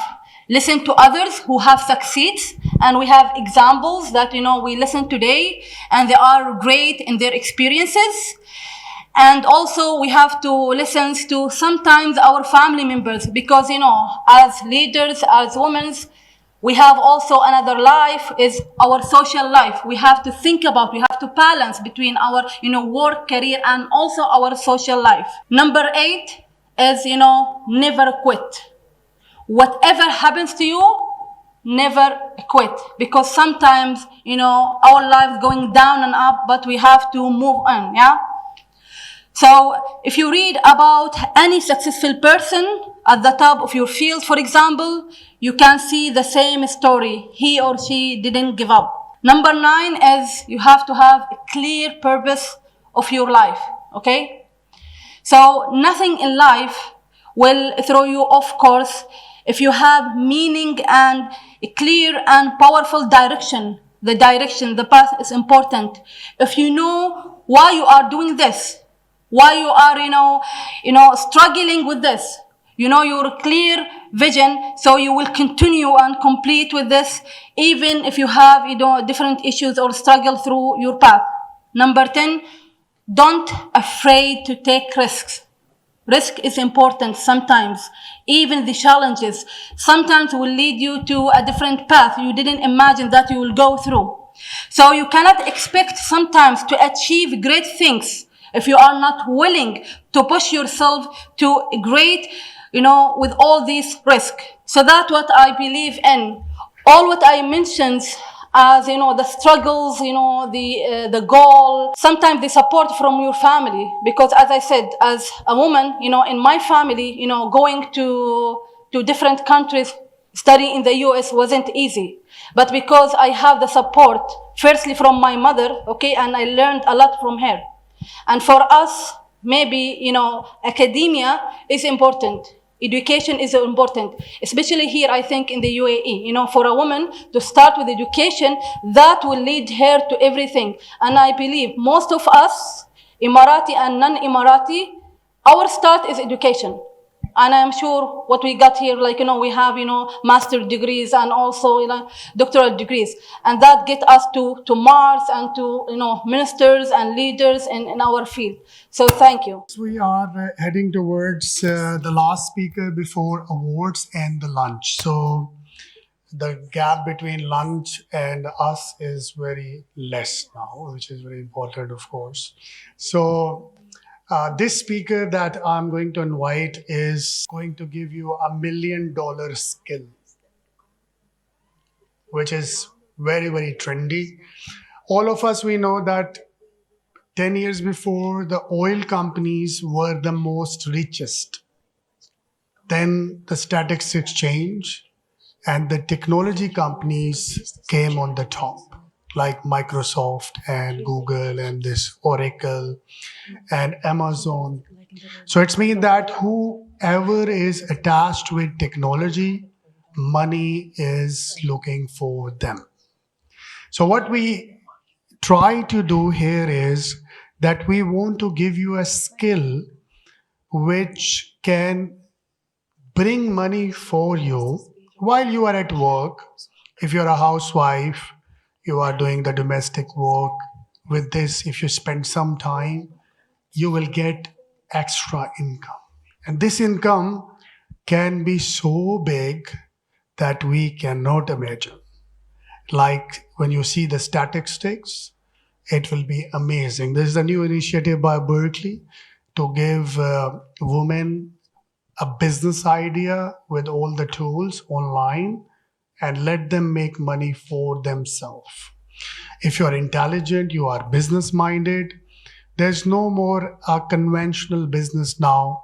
For example, we all have business experiences. You want to open a boutique, you want to open say a bakery shop, or these are traditional, which has very low ROI, return on investments, typically because it has cost.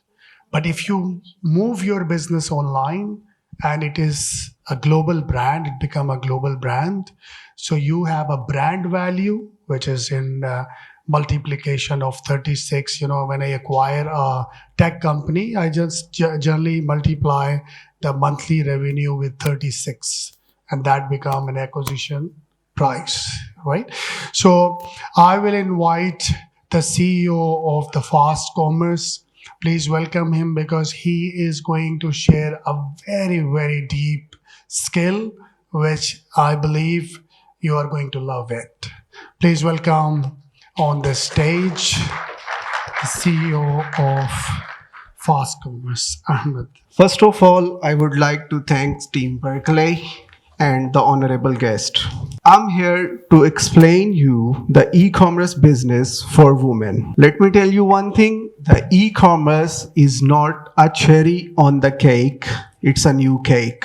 So we should try it. What basically Amazon is doing? Amazon is empowering ladies while they are sitting at home. Like, when men need to open a brand or want to start a business, he need a warehouse, he need a shop, he need a location, he need lot of employees as well. When you are doing business online, you don't need anything. You just need a product, and you can sell your product worldwide while sitting at home. So it's mean you don't need a shop, you don't need the employers, you are the only one sitting at home making money. Okay, building brand like worldwide, you have a one product you are selling in USA, UK, Europe, and everywhere in the world. Other thing, you are creating a jobs as well for the ladies, for the newcomers, and for the people who don't have investment as well. So what basically we are doing, we are picking a person like who have an investment, the other person who don't have an investment but have a skill. So the gap in the market, because people are not creating a job, so what we are doing, we are building an ecosystem where a person who have investment meet the person who have skills. So what he is doing for you, because you guys have a money, the guy have the skill, so he is sitting at home making you a money. So that is the basically concept of the e-commerce system. So let me show you some slides. What I observe about the women's, like I'm working from last 3 to 4 years, and most of the owner of the different companies I'm meeting, like they are all women's. I think you all know better that women always be a multitasker. Like we are men, we can do only one thing at a time. But women, what can do? Like they are sitting at home, focusing on work, playing with baby, and maid is checking the food as well. So you guys are doing like 4 or 5 things at one time. You can handle it. But the men, they just can do one work. So they just need a more focus only on one thing. We cannot do multiple things. So that's why the e-commerce business is more preferably with the women, because they can do multitasking. They can work on the multiple things. So while like we are like picking up one product, women can do multiple on the same time as well. Okay. Why Amazon is for women? Okay, here's the 6th reason that we choose why a woman should invest in Amazon. One thing, the Amazon have unlimited potential. What does that mean?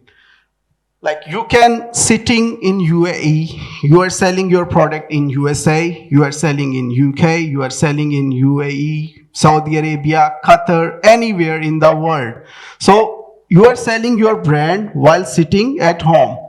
Ability to branch out through other channels, like you can sell it different online channels, no order fulfillment hassles. What does that mean? Amazon give us a facility, like we can send our all the inventory to their warehouse. Whenever the order come, what happened? Amazon pick your product, ship it to the client.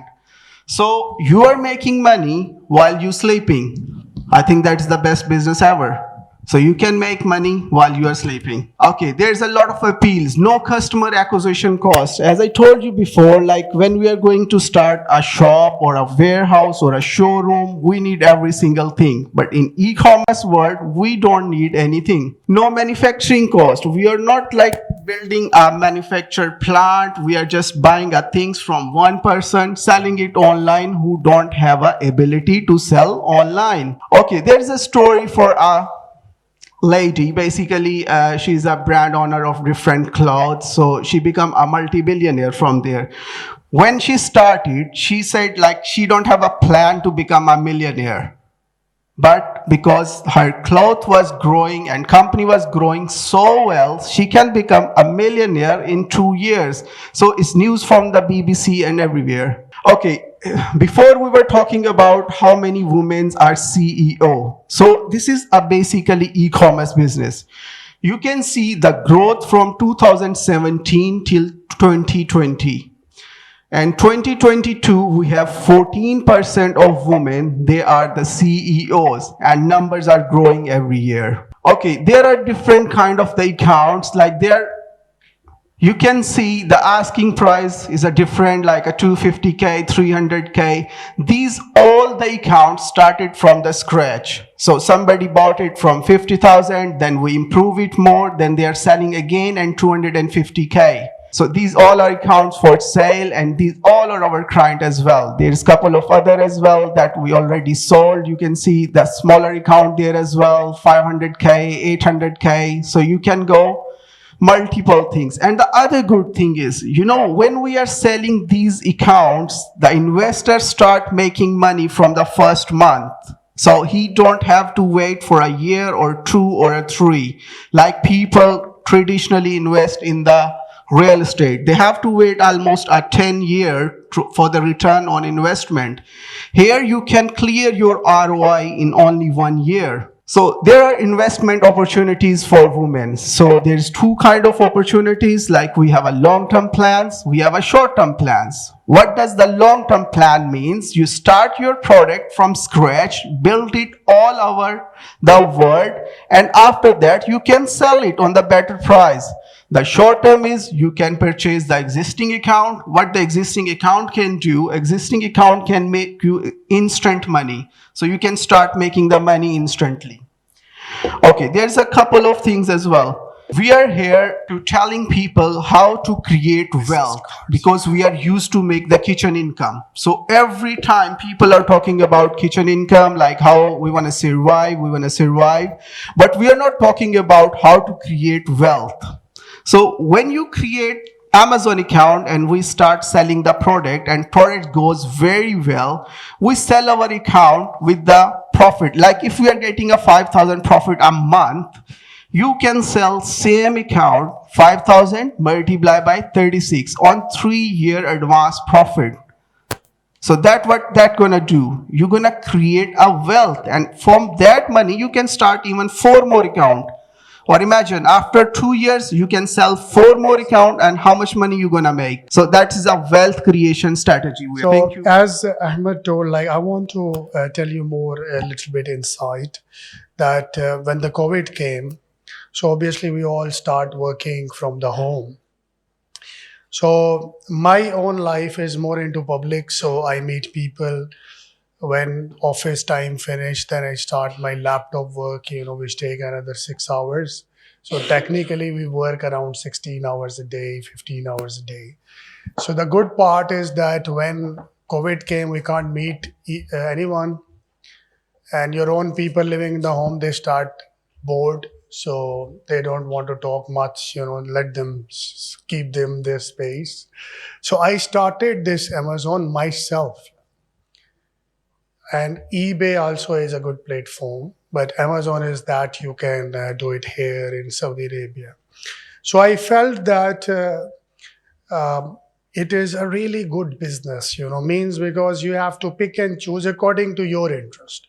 So what I did is I went to the kitchen, and women are the big spenders.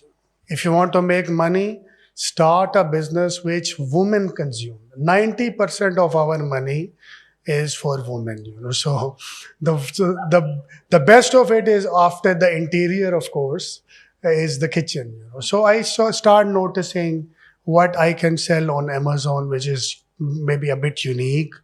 So I thought maybe my need also is the same for others. So I need some kind of pans which is very biograded, it's non-sticky, and it's really soft. It does not damage my pans.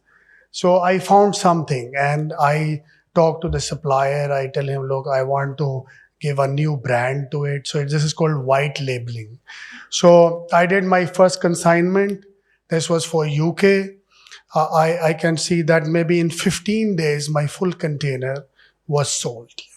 So, and there was COVID environment, and delivery was also an issue. Shipments were getting delayed.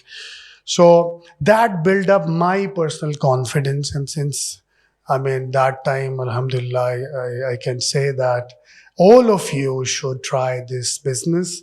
We have full expertise. What we do is we assign a virtual assistant for you. Obviously, if someone is a doctor, engineer in the offices, and Amazon has a war, with the supplier. I will just tell you a small tip why we need a virtual assistant. Is suppose there are 5 sellers on Amazon and one reduce the price. So Amazon bring him on the top, right? So you will go, and we have general tendency when we search something come on the top, we just pay, no time, we just pay and finish it off. So we have to be on the top all the time in general also, and this way as well. So this virtual assistant, what's it going to do is full time, he's sitting, looking to the price for war, and immediately as your supplier is going to reduce, you are going to, it's a play in fills, fills, because if someone is selling $19, so it will become, you make it $18.99. So it will again bring you up. So obviously, we as professionals cannot be on Amazon all the time. And you can see like how much time we waste on social media. If you just play with your Amazon app, you will become a multimillionaire. That's for sure.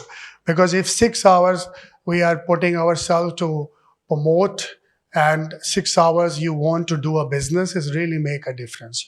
So we are here together to help you, to make you, obviously if you have more money, if you have less money, you'll make this money more. And if you have too much money, then again, there is a room to make it more. We all need more and more so we can have more relaxed life. So this is what I want to emphasize. Thank you very much, Ahmed. And anyone wants, let us know. We will build up from there itself. So we are moving towards a very interesting section of the day that is called the appreciation for people who has tremendous achievements. And after that, we'll go for a lunch and then we'll come back. We have a very interesting panel. So I would request you to stay after the lunch. And we have 2-3 more high-end guests who are coming on the way, which will be good to hear. But if you have some commitments, your presence is all appreciated. And so we have a jury. How they do is they collect the nominations. They see the unique profiles. They have a point score system which says how it's your education, your experience, what are your achievements.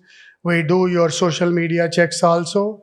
That should be very important to tell you that there is a social media, like how many likes, Luckily, we have girls here in this hall who has hundred of thousand likes, So maybe today they will make us all talk of the town. I myself has few followers, like in say 50,000, 60,000, but these are all organic. Nothing is paid, and it's a quality audience. It's not only that you have 50,000 and you are happy. It should be. I know a guy in my office. He has 700,000 followers, right? 700,000, but not all effective. So I told him, look, this is not impressive at all. So what we will do is I will give the mic to Meta. She is going to announce the awards. Thank you, Musa. Let's go with the next lady, Women of the Year 2020, Dr. Nahla Al-Qasimi.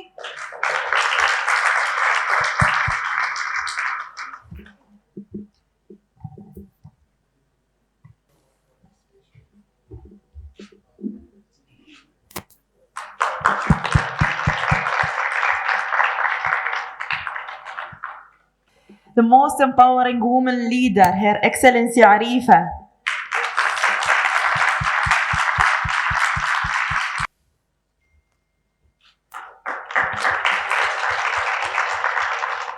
Leader, Layla. Bad mood, but now it's turn on.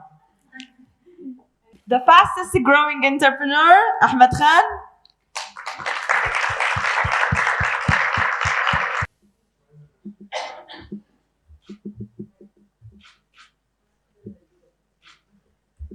The most creative woman entrepreneur, Maryam Waqas.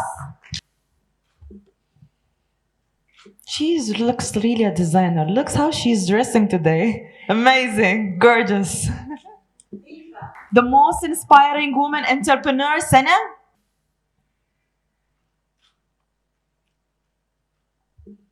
The most professional woman 2022, Asma Jan.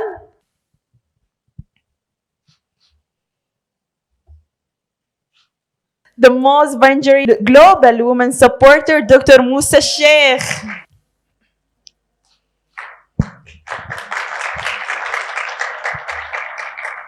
The woman entrepreneur of the year 2022, Sheikha Abdullah Naimi.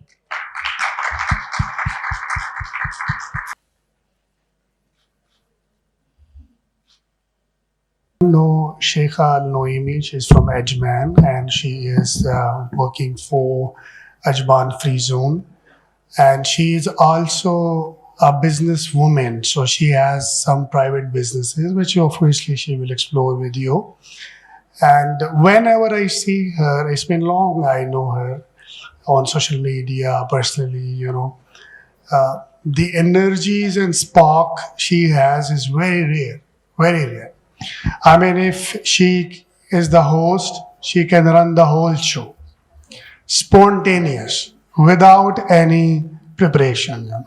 And she's doing a great job for Ajman girls as well as Ajman Free Zone. So I want you to please highlight, because there are young local girls also. First of all, thank you everybody for having me today and giving me this energy. It's my first participation in such an event. I tried 3-4 times to come, but it's always linked to a traveling delegation internationally, according to my nature of job. So I do work as a commercial CEO at Ajman Free Zone with a busy schedule. I lead a bakery. It's an international bakery from US as a franchise from 8-7 years ago. So I got a very nice energy here. Really, everyone in this hall, I'm meeting them for the first time, but as if I know your journey a long time. So my pleasure being here. For any support when it comes to business, similar to Her Excellency Arifa, she mentioned, we are here. It's our role as UAE women to support any foreign investment or even local investment to make them grow from this country, which has the most secure ecosystem. So this is my role toward this country. So please get in touch here with me in the break or anytime. Thank you very much. The most innovative woman, aviation, Dr. Engineer Suad Sultan.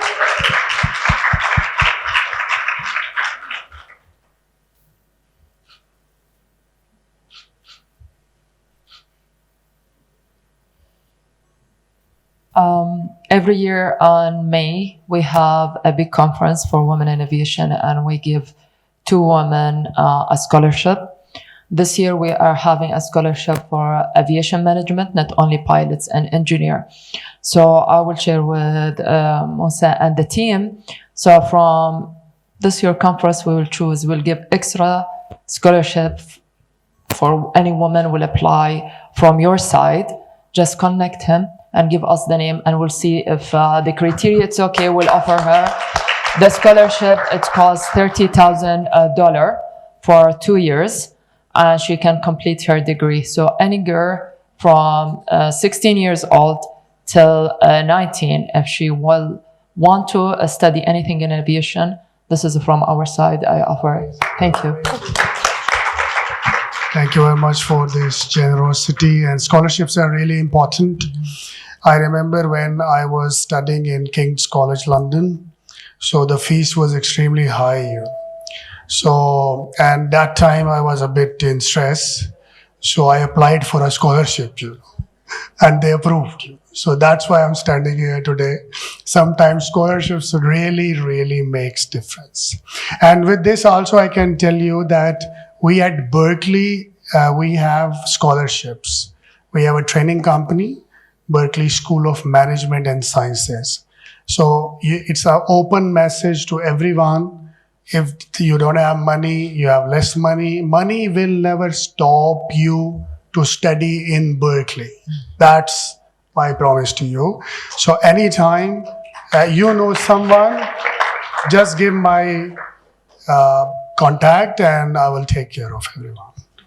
The most inspiring professional woman, HR Amna Shahi.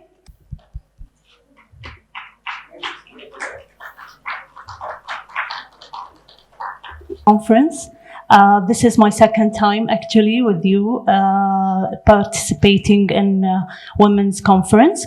Actually, the main area that I'm working on developing and empowering youth, both women and men, Emirati, in my Emirates, Ras Al Khaimah.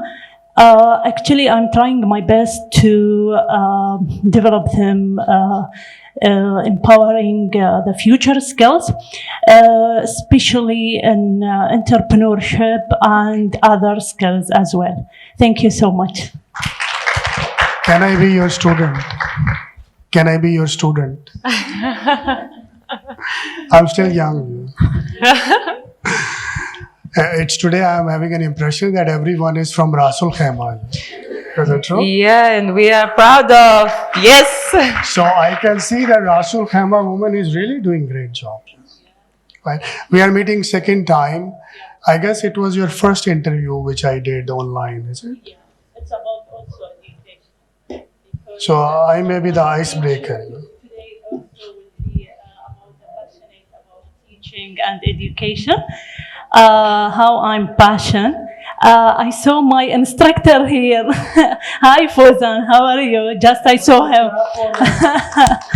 He was my instructor in HCT and I'm proud also. Teachers are the bone for the society, and I guess The most inspiring woman backer 2022, Amal Abdullah.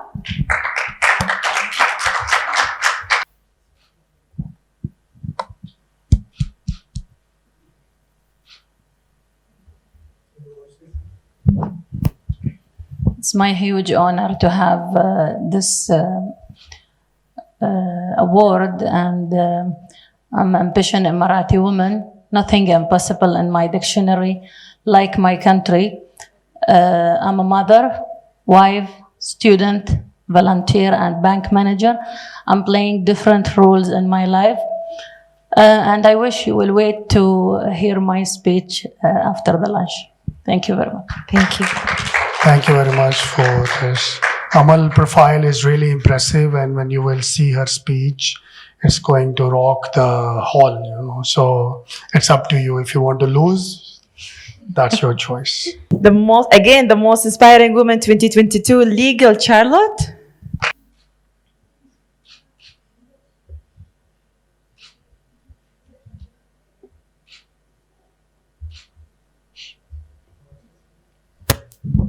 We select her. It's obviously a global woman, but I saw that the Filipino community is the most, which people don't generally appreciate in terms of awards.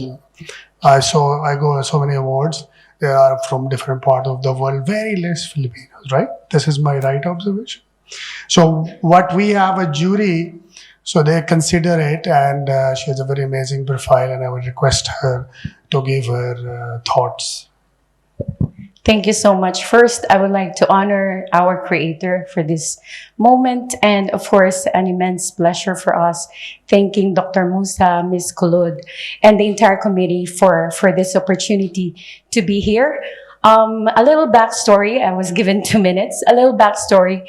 A person, when I set foot in the UAE, first time 15 years ago, he told me he's in a senior position and I'm in the middle management. And he told me, whatever you have learned and whatever you are doing right now will not be applicable here. And so same like her daughter, I asked, why not? And so it led me to a years of training, education, equipping myself, and I'm blessed to be the first Filipino arbitrator with Dubai International Arbitration Center. So like all the highly accomplished women here, I feel small, but I'm proud to say that it's all because we are women. And as we celebrate women, I would say a new meaning for women. W, a woman of meaning, M, a woman of evolution, and a woman of nurture. Meaning because we need to create impact and legacy. Evolution because we need to be creative and innovative. And to nurture, this is innate for any woman to be nurturing. We create many relationships. So I dedicate this to my mom. Happy Mother's Day, Mom. And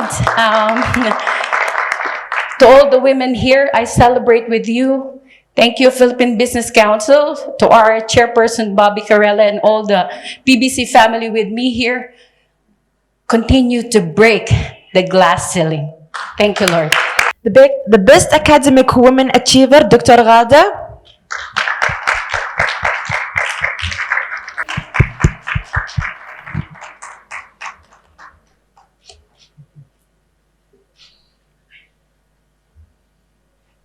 You know how hard it is to do a PhD and become a doctor. And become a doctor.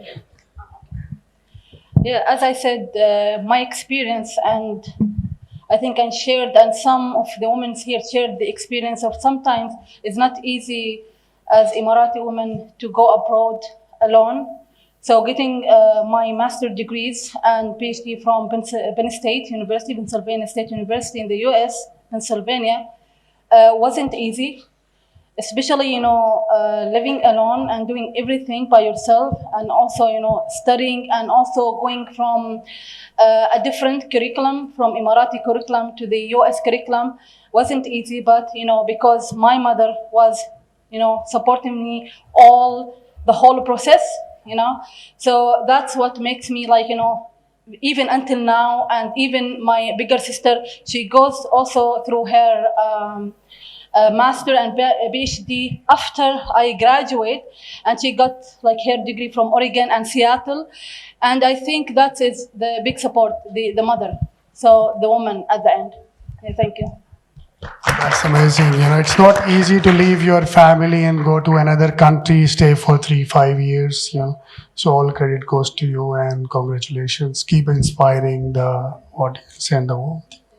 The most connected community leader, Eileen.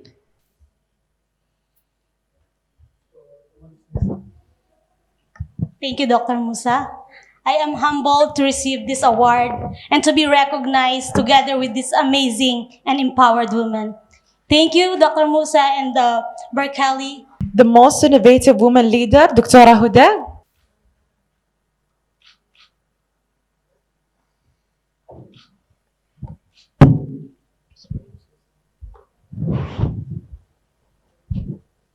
First she will say something, then I will say something. So, Assalamu alaikum. Thank you, Berkeley, Mr. Dr. Musa, and also I miss Khulud because I just texted her. She's traveling.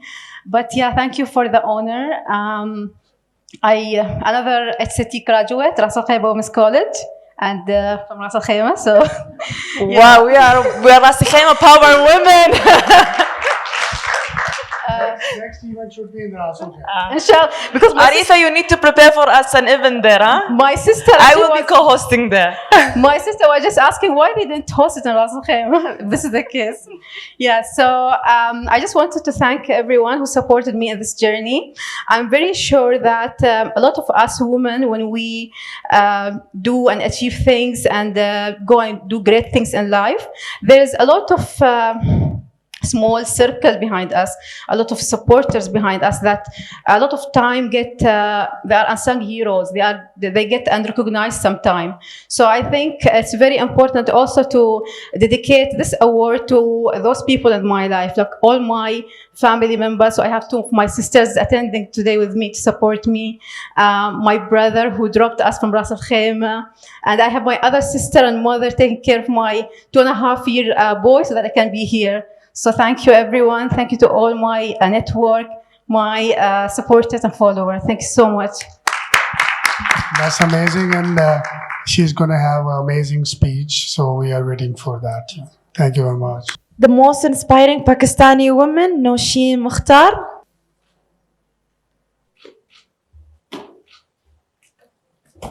So much. First of all, Berkeley Middle East and Dr. Musa for inviting me here. And when they were double checking my work and my profile, I asked them to use the name of my country in specific. The reason is that it's very important for Pakistani women to stand out. I've been living in Dubai since 13 years. I've been in business for 11 years. And in all these 11 years, this is the first time that I've been recognized as a Pakistani woman who's an achiever.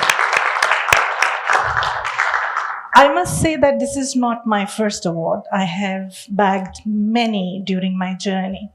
And what I felt was there are a lot of, and there is a very large number of Pakistani women who are doing a great job.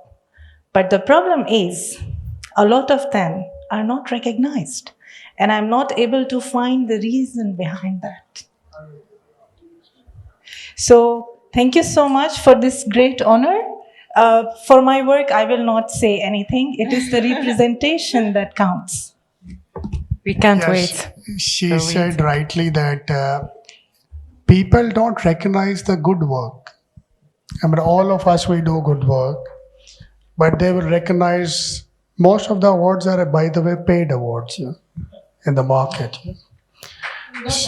Most of them. Not only the one you got is a genuine one, right? I'm just, because I'm into events, so I know. Yeah. I mean, I also receive every day maybe 3 messages, $5,000, $10,000, we'll do this, we'll do that.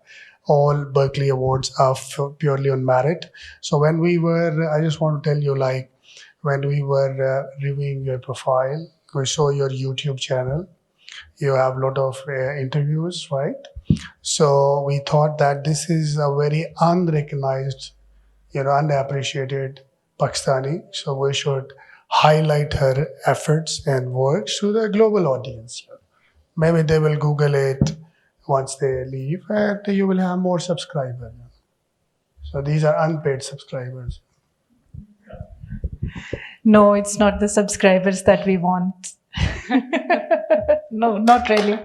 It's not the subscribers. It's not the number of followers. I have around 77,000 plus, I don't know what. But that's not what we want. What we want is substance. What we want is quality. What we want is inspiration. What we want is to make a difference. We are proud on you, and keep rocking and keep doing the great work. Oh, it's me now. The most innovative youth leader. I'm gonna reward myself, Methal Blushi.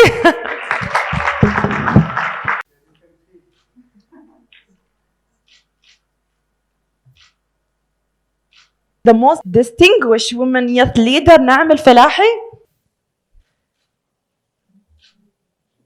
the most dynamic women youth leader, Amna Mohammed Shahi.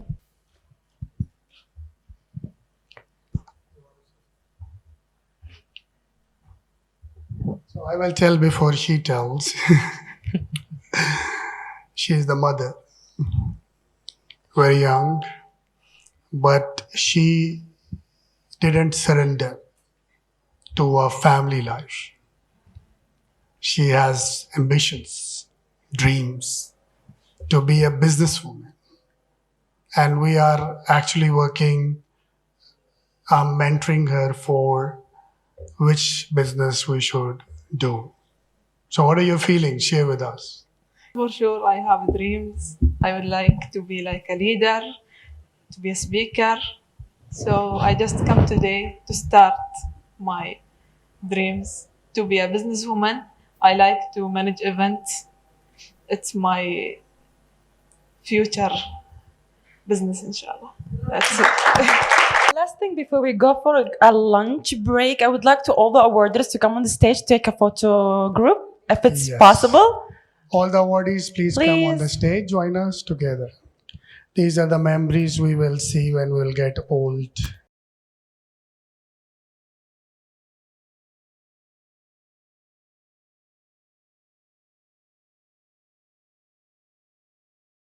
It's been a wonderful session since morning, and I can understand post-lunch sessions are really difficult because you have to keep yourself awake after a yummy lunch. Before I start with the panel topics, I just want to recapitulate what we had been doing since morning in this room.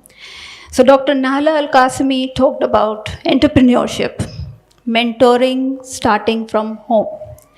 His Excellency Arifa Al-Falahi, she talked about the history of women in UAE and the difficult lifestyle they used to have and how they broke those biases and came forward. Definitely the rulers of UAE believed in education of women, and all this was enabled because of those thoughts. Then we saw a product launch, a successful lady, and a support behind that successful lady. And I loved the moment when Dr. Musa asked a question from the husband of that lady, and he only said, she can do wonders, and I'm sure she's going to be wonderful lifelong. So I really like that, but I will come to the related point that I would like to discuss. Then His Excellency Leila Al-Atfani, she talked about we all have in UAE what is called the enabling environment. This environment, the enabling environment, we don't tend to find in our countries, developing countries like Pakistan, India, Bangladesh, Africa. We don't really find these kind of environment there. UAE is a really blessed country that right from the very beginning, they have been thinking about it, they have been empowering their women. Then Sana was an interesting speaker. She talked about having a digital footprint or handprint and the importance of having it, even for people who are very successful in these days. Then we had an engineer in front of, amongst us, the aircraft engineer, and she talked about judgments and the biases. When we see a person as a man and a woman, there is a deemed bias. So we start talking with a salutation, Mr. or Miss. That's a bias that we create.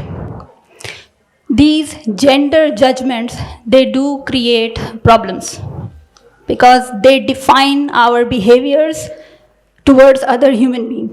When I was told the topic about a panel discussion, initially I said it's a very difficult topic to discuss because normally in women events we talk about women empowerment, women achievements, etc. This is the topic which is talking about the other side of what happens, which is how men can be allies, better allies with women. To talk about on this topic, it's my pleasure to invite my panelist, Miss Pega Goel. First of all, pleasure to have you on the stage. Sheikha Abdullah Al Nuaimi, it will be a pleasure to have you there. And Dima Najim. I would like to start from Sheikha Abdullah Al Nuaimi. She is the Executive Director Commercial Operations, Ajman Free Zone, and an entrepreneur. Within the Ajman Free Zone, Sheikha has crossed various departments and she has worked over the last years to eventually become an Executive Director of Commercial Operations. Sheikha is in charge of 4 key departments: marketing and communications, sales, customer happiness, and development services. Sheikha is responsible for defining and managing the Ajman Free Zones brand. She is tasked with targeting potential customers and attracting them to be part of the Free Zone ecosystem. Sheikha ensures that business service standards are met while AFZ community are given the required guidance and support. Lastly, Sheikha oversees day-to-day affairs of the developmental services, which is tasked with collaborating with both private and public sector to ensure customer happiness. She has received many awards and recognition for her with the Ajman Free Zone, which includes Project Manager Award, which was awarded to her by His Highness Sheikh Humaid bin Rashid Al Nuaimi, Supreme Council Member and ruler of Ajman. She has also been awarded with the Middle East Awards Future Leader in Free Zone Industry 2020. She is also an experienced assessor across a number of government and private awards in UAE. She holds a bachelor's degree in computer science from Ajman University and master's in Dubai Business Administration in HR and department from the Canadian University of Dubai. She is a graduate of 2018 Ajman Leadership Program as well. Welcome to the panel. We have sitting with Sheikha, Ms. Pega Gol. She is the author of best-selling book called The Formula, which I saw in her hand, and I'm very interested in reading it. And she's going to tell more about what she has written in it. She is the founder and CEO of Glasswing Consulting, international partner and member of Global Women Leaders Committee of World Business Angels Investment Forum. She is a C-suite executive branding advisor and a podcast and talk show host. Lastly, we have Ms. Dima. Ms. Dima Najim, she is the managing director of EFE in UAE. She has over 17 years of experience working in MENA region in senior NGO roles. Prior to joining EFE, she has served as part of Emirates Nature fundraising team. Before moving to UAE, she held the position of Chief Operations Officer of Relief International in Iraq. And in 2010 was part of team assigned by AG Fund to establish the first microfinance bank in Syria, where she assumed the role of operations manager. Dima has significant professional experience in women and youth empowerment, financial inclusion. In addition to her experience in partnership management, fundraising and operations management of NGO, Dima has a BA in economy and master's degree in finance. A little bit about myself, which I totally forgot. I am a finance professional. I am serving as a finance director of a local conglomerate in UAE. It's been 20 years in the field of finance, breaking the glass ceiling at every front. Each year, I face challenge. I am a Pakistani national, I had been raised and brought up in Karachi all my life. It's been 16 years living in UAE. I do small work in terms of volunteering for women-related causes. I had the opportunity of co-authoring a book called She Dares, which is just there in the market. That's a small introduction. Thank you very much, and we will start our panel discussion now. Behind every strong woman is a story which gives her no other choice. So that's a statement I believe in. Okay. So how men can be better allies? I would first like to start with Sheikha. So since we all belong to the corporate environment, if you can please enlighten us, living in a very blessed country and having an enabling environment, what kind of examples you have seen earlier, and how men can be better allies with women on this front, please. First of all, I'm happy to be part of this, Asma, and thank you for the introduction you've given. As you mentioned, we're really proud being in this country which has a strategy behind empowering women and an agenda behind empowering women. So it's not a file or a message that is saying in media, but it's in numbers. My colleagues has mentioned some numbers in their talk. For example, the World Economic Forum has announced the gender gaps reports in 2020, and the UAE was one of the regions best performing, which we got 65.5% overall, overcoming these gaps. So when there is a plan in a country and you are part of it, either you are born and raised here or you are a local or even a foreigner in this country, you find that you are not alone. There is a certain agenda that drives your path. It's just need a belief from yourself, knowing yourself and your abilities. So this is something that make us always want to give back to the society, want to give back to our leaders and to our family, that when they believe in us, we are there and we are the correct place which they believe in. Taking back to the word which Dr. Engineer Suad has mentioned in her speech, that women empowerment is not something happens now when we are in this age or we are in this era. It's something that happens from our home since we born or from our family. So it's either you are empowered since you are small or you face the challenges which makes you empower yourself. So there is always a reason coming back to the days in your childhood that makes you empowered. We just wanna ensure it, and I always see it in women talks and even in gatherings. It's not always something that we need to let's say prove it. It's something there, so we don't need to put that effort to prove for people that women can do it or women are must be positioned in a certain challenge. Feminine touch must stay there. So it's okay to be pampered. It's okay for men to do things. It's okay to give them their role to be alliance to us. So we don't need just to say, hey, we can stand alone.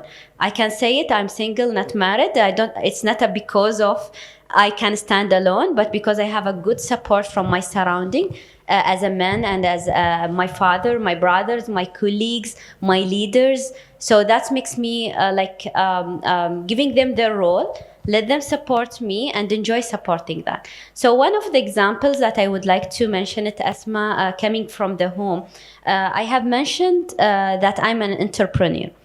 So how I became an entrepreneur, it's not something I went and I fight for it or I went and do my search because I have that perfection attitude, which I always try to keep it aside, but it's in touch with me. I went to a number of exhibitions with Chamber of Commerce in Ajman organized it. It's a franchise exhibitions. So I go there and I try to select a ready business because I don't want to start from zero. I want to have it as a learning curve where others started this business. So I went for the first round of the exhibition, the second round, and I didn't select. And my dad, he knows that I want to go and do that. And I like some of the speakers say, don't go and put your kids or your family members where you want them to be. Let them show their passion. Let them select what they want to be. So I want to be in the career of entrepreneurship and startups.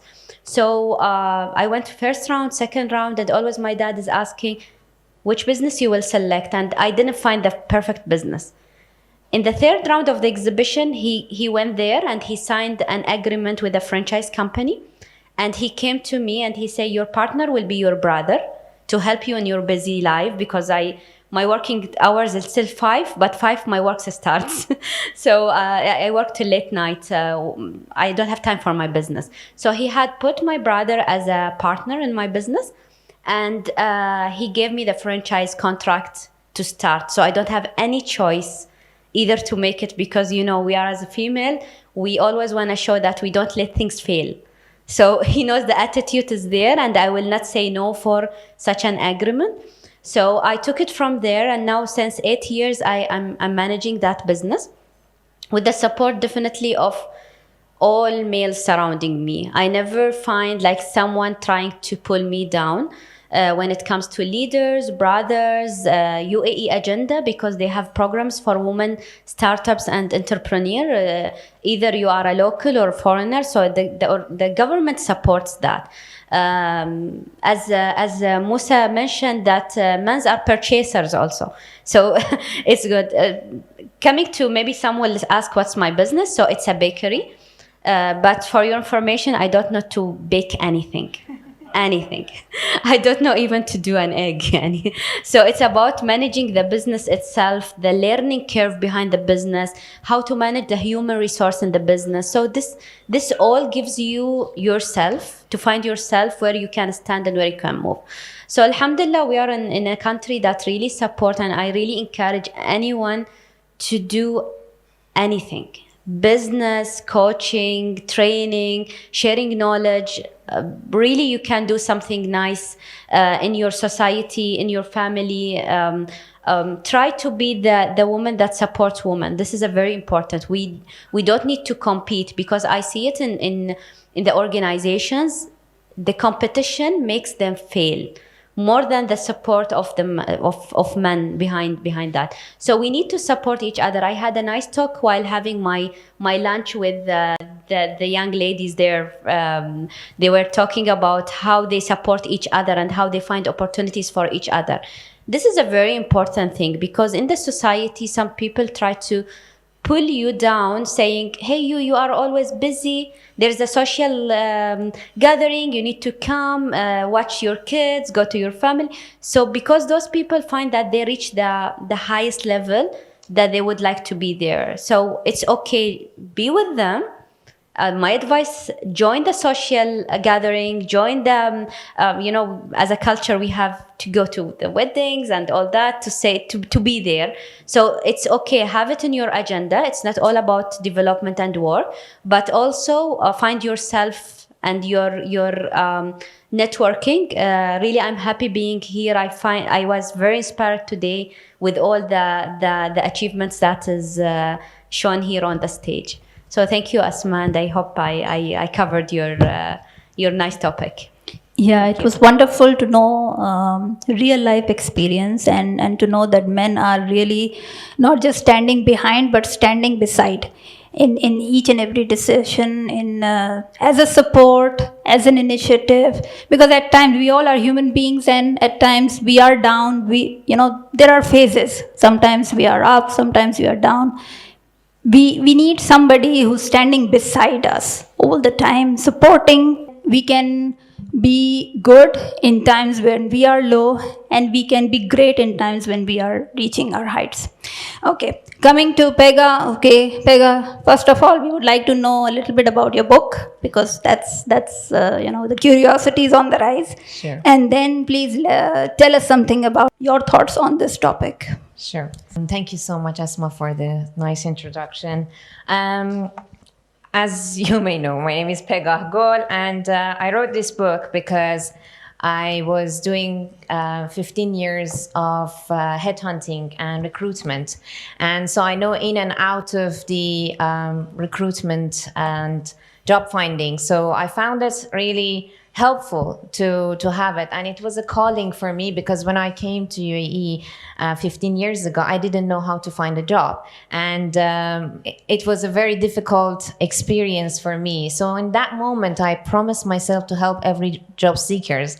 Little I knew that universe gonna take me to the path that I know in and out of recruitment, so I can help everyone to how to find a job with this book, which is like a little investment, especially for someone who's jobless, who's just entering the market, doesn't know how to find a job, and at least they can, with little investment, they can get a real, help from this book. And that's something I'm quite proud of it. It 8 times become #1 bestseller on Amazon in 2020, and it was the year that everyone losing their job, and I think that was the best thing that could happen in my life. Thank you very much No worries. for your thoughts. Okay, my question is basically again coming back to the topic. So how, in your experience with the corporate world, and since you have become the CEO and founder of your company, how have you seen men actually becoming allies and standing beside and helping with women empowerment. Yeah. First of all, I really like to ignite that. As a woman, being in UAE was helping me a lot to improve. First of all, when I was doing recruitment and Emiratization, I knew that there was an order to, recruiting Emiratis for certain, organizations. And the most important part was that the emphasis on having male and female both, so it was no position only for male or only for female. So that was something that makes me feel confident that I get this. As Sheikha mentioned earlier, it's not about only Emiratis, also expat, they get the same kind of treatment. So it makes me really proud. And also having an Emirati Women's Day,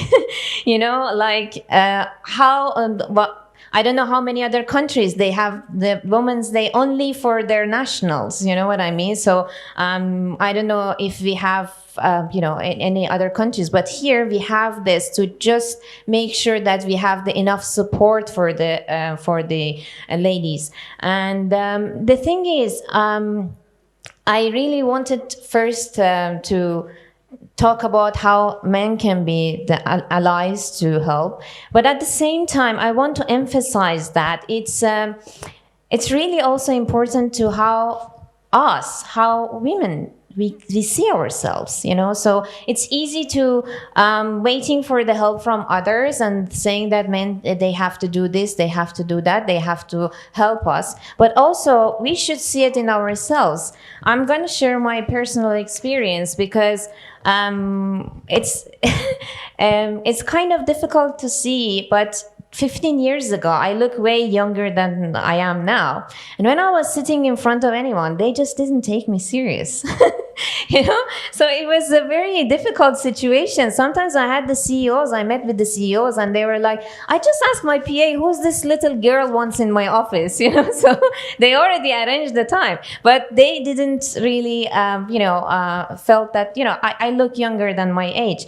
Anyways, but because of that, I started to really become masculine because I wanted to fit in and I wanted to be accepted. So even my voice was changing, the way of dressing was changing and everything, because I felt that I want to fit in and I should be masculine to fit in. But it took me a few years to realize that as you empower yourself, as you understand and see yourself as a genderless, as who you are, doesn't matter how do you look, where do you come from, what is your background, or even your sex, is it your female or male, your ethnic, your race, doesn't define you. So it's really important that how you see yourself and how you walk to the room with knowing that this is you, genderless, completely. And this is how I think also men should see. So I'm sure all of you having a female in your life, either is your mother, your sister, your daughter, your wife. I'm sure any man in this room, they have one of these strong women in their life, So just whenever you are in the corporate world, if you see them as part of your family, if you see that you're helping your sister, if you see that you're helping your mother, you're helping your daughter or helping your wife, that's how things will change. The change of the perception from both sides needs to happen. The genderless look. So when I'm talking to you, I'm seeing you as a soul, as who you are.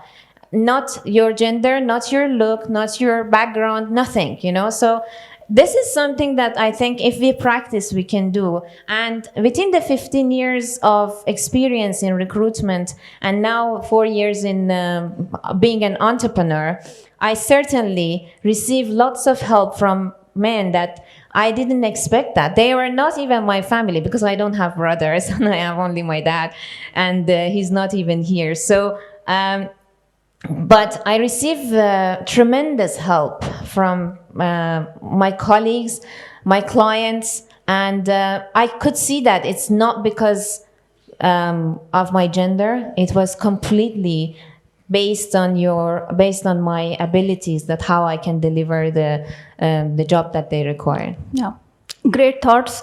I think this is the key to see each other as human beings and not just a man and a woman. But we have a male panelist as well, and he's gonna really counter you as to what these thoughts are. Mr. Mustafa. First of all, thank you very much, Dr. Musa, for giving me this opportunity. Well, this topic is a wonderful topic, and in the expo also, a big session on the Women's Day was discussed on the breaking the bias. In fact, if we take an audit of the presence in the room, there are more women in the room than the men. So, this is already done. Now, the proportion is out on the panel as well. Of course, I'm the odd kid in the block in the panel. So, see, the Industrial Revolution 4.0, that brought a tremendous opportunity for women. Because, see, like if I throw a question, if I take one position, what comes in your mind? A crane operator. What comes in your mind? Which comes as a macho man, working very hard on, operating the crane. If you go to Jabalali Port, in the DP world, the cranes are operated by women with a joystick in the office, cozy environment, maybe in the Ajman port as well. So, with this technology, and the things coming up, so it has become opportunities for the woman have opened tremendously. In fact, I say that the next, coming years are great opportunities for the woman. Earlier, there are certain positions which were only fit for the men as a legacy, job description and what has been done in the HR. But now no more. In fact, in any of the job description requirement in any position, if you remove the gender and select on the basis of their qualification, I'm sure you will get more women into that position than men. Other day, yes, and I was in one event where His Excellency Sohail, the Minister of Energy, he was presenting, and he says that in Ministry of Energy there are more women than men. So this shift has already, and UAE is a classic example of this. In one of the event I was there, Her Highness Sheikha Lubna was present, and she was the first lady cabinet minister in the UAE government. So, and now you see how many. There are many, if you see. So this already, the biasness has reduced, or rather it is the vision has changed from looking at a gender biasness to competency. And when I say about competency, the women are more competent than men. If you name all the requirements of abilities and you evaluate, the woman will turn out to be a better performer into that. Well, if I can tell you, most of the time in the bravery and the valiantness and the macho thing, it's been men who are been looked upon. But when my mother gave birth to me, she experienced the pain as equal to 16 fractures happening in the human body at a time. So no male in this room has a capability of bearing that pain. Only women can do it. So like this is only one example. I can prove it on many examples. So this has opened a complete paradigm shift on how we look at the situation. And I feel that with the technology, and as I told, the more and more women are coming up for these positions. Engineering, you see, aeronautics, you see, all the industries you see, you will find more and more the women entering into this, and with competency they perform well. That's really great. And hearing this from the other side, now I have a doubt and a fear that maybe 10 to 15 years down the road, we'll be sitting and doing programs for men that please hire us. Exactly. Very soon men will have to fight for gender equality. True. Coming to Dima, okay, you are belonging to the education profession. So if you can tell us how you have seen men really understanding the importance of this, standing beside women, supporting them, giving them chances and all. So how do you feel? Don't you think that they have ego issues or there are any problems? Because what I can all hear right now, until now, is all good, which is not the case. Thank you very much, and thank you for the opportunity. And I really love this topic. First of all, the number of men in the room for an event that is especially for women is actually really good. It's never the case. So I really believe it's very important to have men allies. Of course, it's never going to be the case that everyone agrees or everyone is so supportive. So that's why we need to recognize the role of men who are really allies and supportive of women. I think if you look back at why it's important to have men or male allies, first of all, if we look at the corporate environment, a lot of the leadership are male. So this is something, you cannot ignore. Secondly, in our part of the world, the family is important. So you have your father's, it needs to be an ally, like Sheikha mentioned, for example, how her father encouraged her, your brother, your husband actually, or your partner. This person needs to share the responsibility. Unless you have a similar responsibility around the house, it's not going to be able, the woman is not going to be able to, take all of these responsibility, compete outside in the corporate world, which is not easy, it's tough, and at home.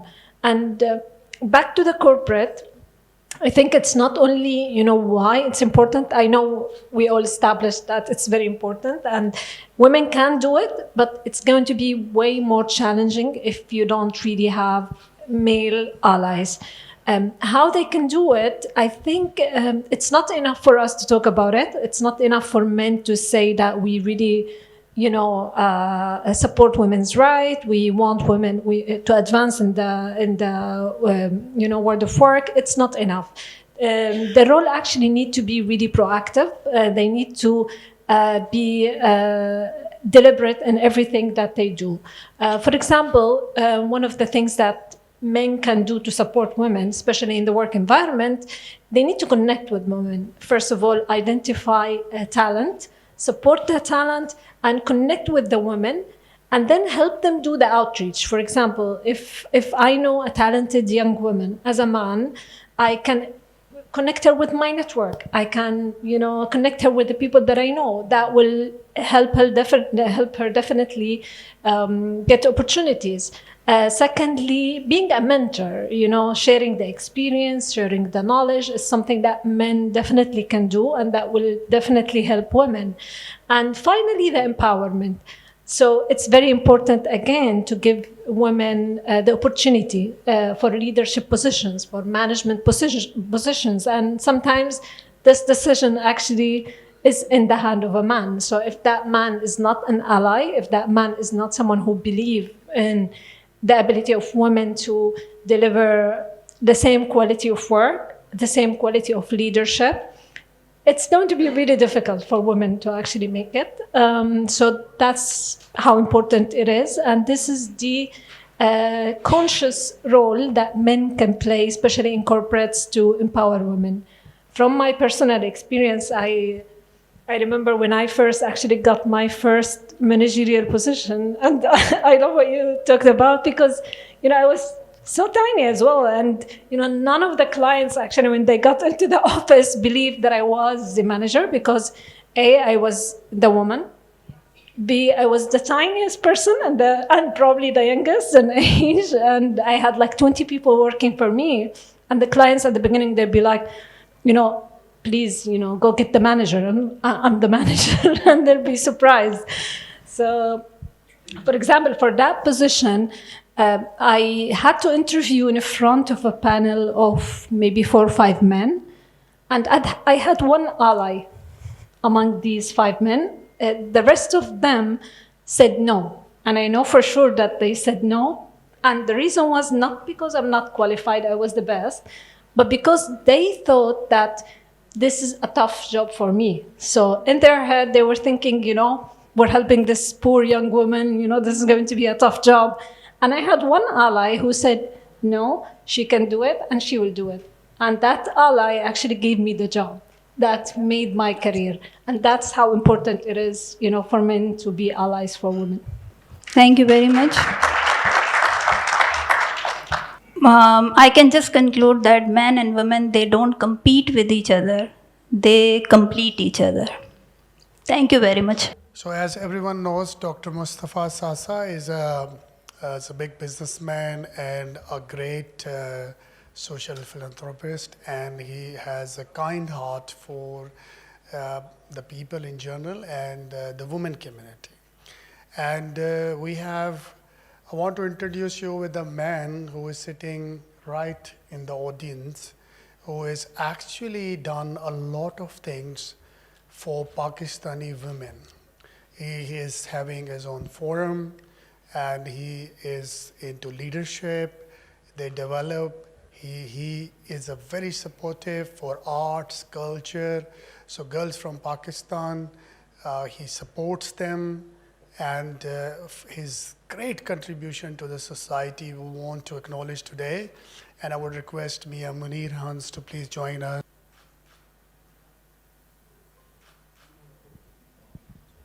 We need you to please share your thoughts. Thank you so much, Dr. Mustafa Musa, and always Berkeley Middle East, excellent event, organize everything, UAE and all of the world, and especially Gulf countries, and thank you so much. So I will request you, both of you, to stay here. We have a very nice interior designer from Pakistan. So we already acknowledged in the morning, all our ladies welcome her. So I want you to appreciate her being a leader of Pakistani community. Please, Mariam, please join us on the stage in Dubai. So we need your blessings for her. So we are going to continue our program, and it's very interesting. People all across the world has come. So I want to introduce you with someone who started her journey 3 days before, and she reached today. So you can assume that she is coming from a country where there is no direct flights. It's very difficult to come in. So I want to introduce, we want to acknowledge your effort. This is a girl from Gaza, the place where things are not so good. She is passionate, ambitious youth leader for her community, and I would request her to say something and explain your thoughts about youth and how passionate you are for your business. Hi all, it's a pleasure to be with you today. You know, it takes me 3 days to come and to be with you.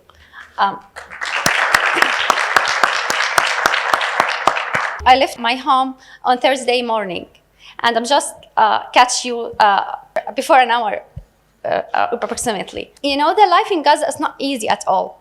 It takes a lot of time, a lot of preparation to get the chances that other people around the world get it. I consider myself a lucky girl in a way or another, because I have the chance to travel and to do my master's degree in Jordan. My people in Gaza don't have this chance.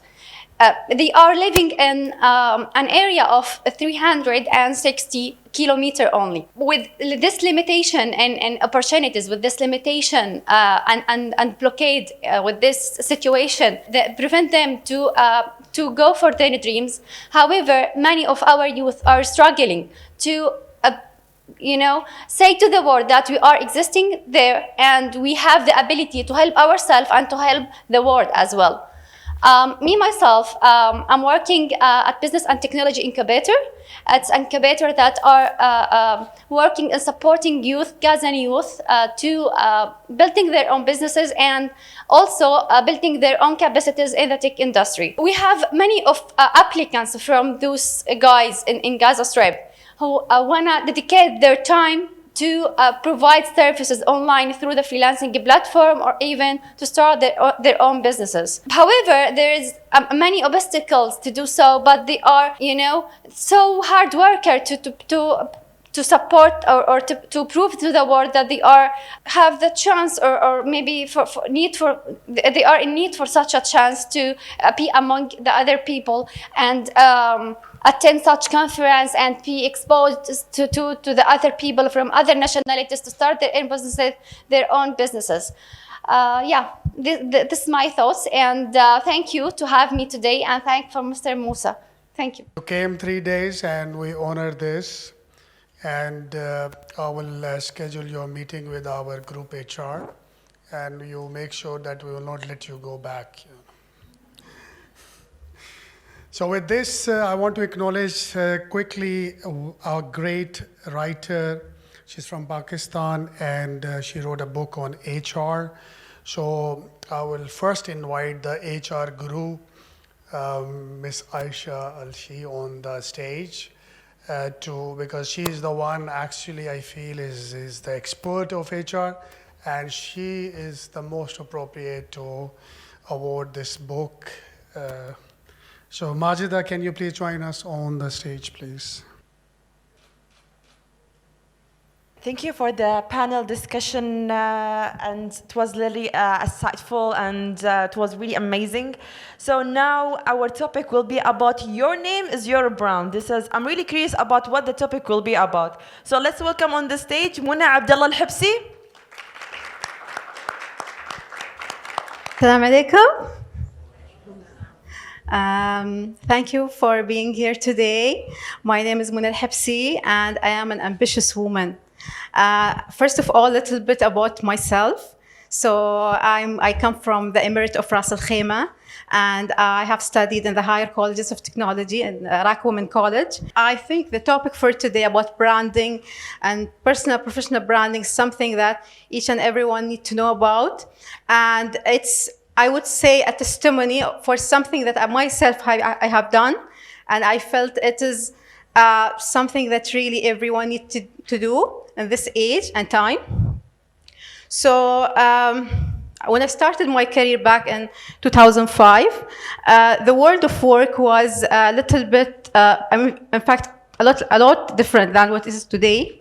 And I started in the hospitality industry, because I always wanted to challenge the existing norms that people accept and go about their lives.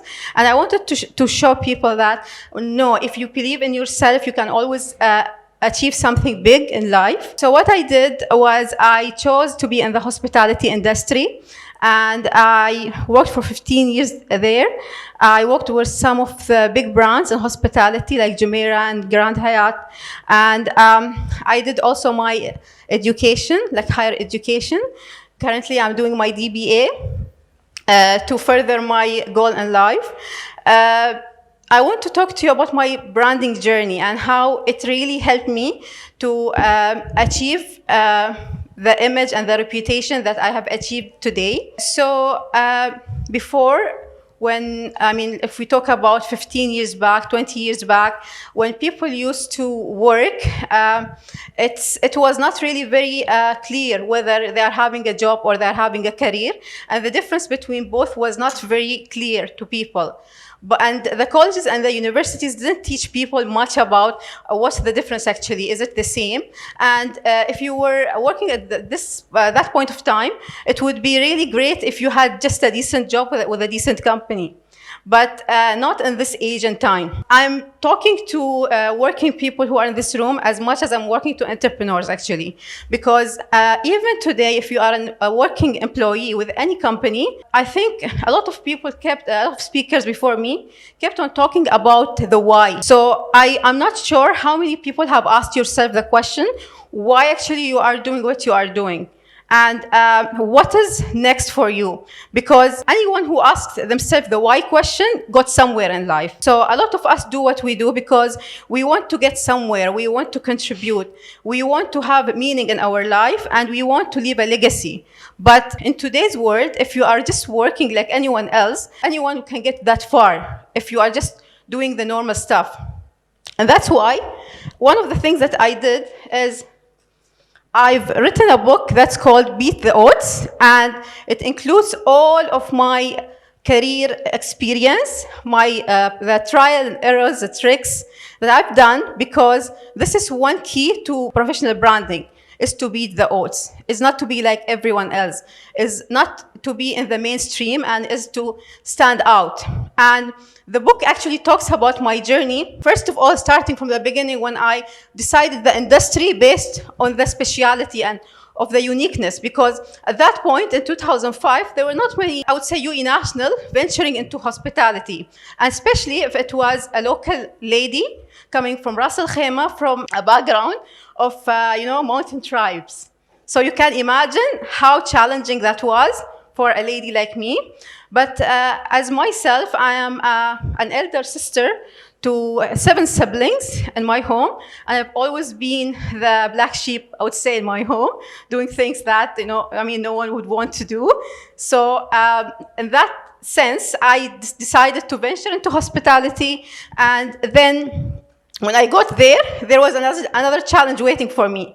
It's like, okay, so a local lady working in a hotel, so now dealing with colleagues who think maybe I'm less competent or I'm not as good as other people just because I'm covered or I'm wearing, the hospitality and leisure, you know that. So for me, my task was to tell everyone that it's not about the taboo, the perceptions that we have in our mind about people.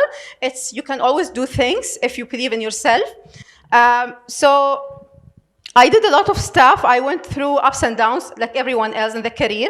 But then what was the difference is when I discovered the techniques that would help me as a working professional to stand out, be someone who people can talk about and who can follow, because since we are talking about women in this room, like we know a lot of us as women, we hesitate. We have this tendency to hesitate to become visible, tendency to tell people, look at us and see us.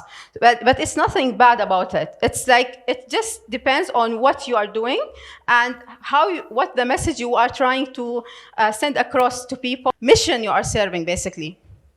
So this is what I have done. I've done a lot of stuff. For example, the first thing is to be so good at your work that no one can even actually think about anything. Like when people talk, when your industry and your sector talk about you, the first name comes as your name. So for me, it was when they talk about HR, when they talk about hospitality industry, I was always there. I was there in the different events. I was speaking in events, and these are some of the stuff that I've done. To go to award ceremonies, to collaborate with different people, and also the work that I've done with giving back to community. So basically mentoring young national, coaching young national, and especially ladies. Because always when I was interviewing ladies to join the industry at that point, they used to come with their brothers, they used to come with their fathers, and they were very thinking, oh, so why would we allow our sisters or our daughter to work here? And I was telling them, this is a great place, this is a great industry, there's a lot of potential. So basically, it's about how you portray yourself. It's about how you become someone who people can look at with credibility because of what you are doing. In fact, to emphasize the importance of branding, I was on Instagram the other day, and I came across the video for Gary Vee, if you know him, of course.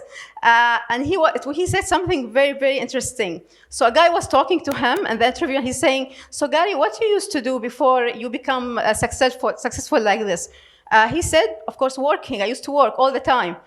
But he said, but the difference was, I was always making those kind of motivational videos that you see even today. But the difference was, at that time, in 2008, only 109 people used to watch my videos. And the difference now is that I'm successful. So when you are successful, you tend to become more visible.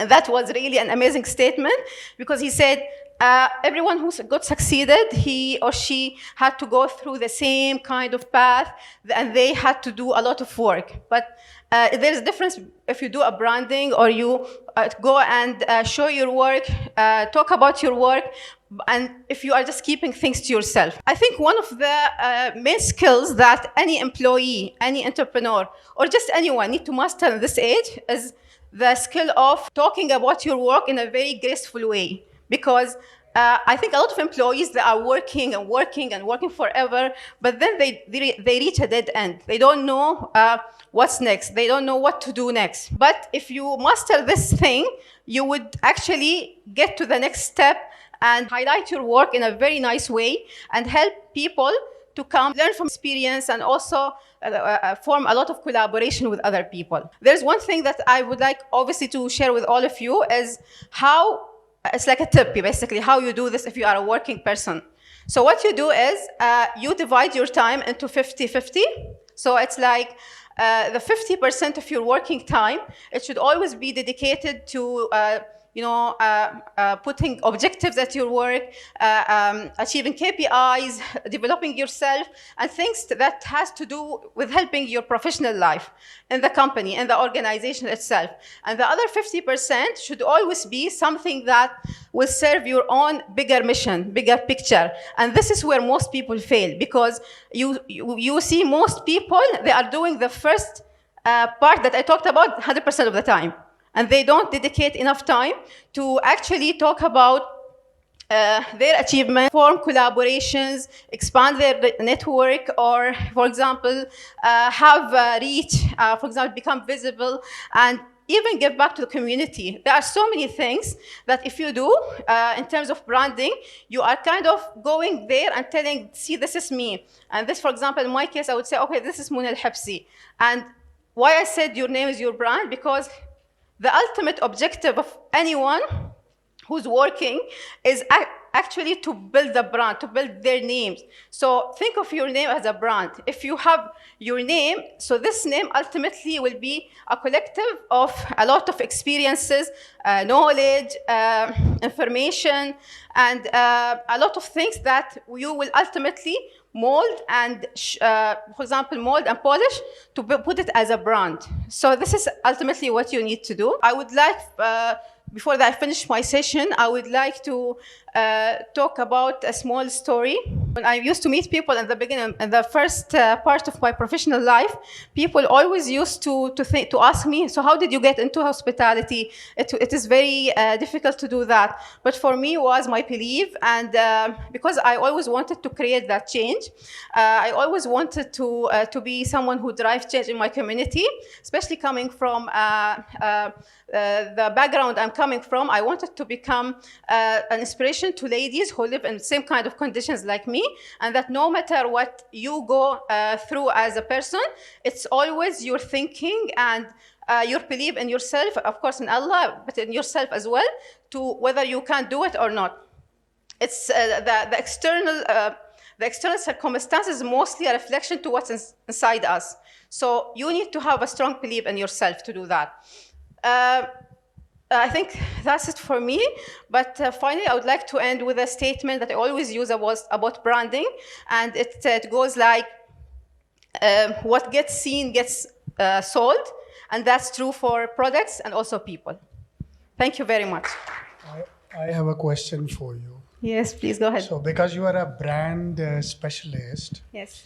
I generally meet people, they want to start a business, and the very next day they want a lot of money.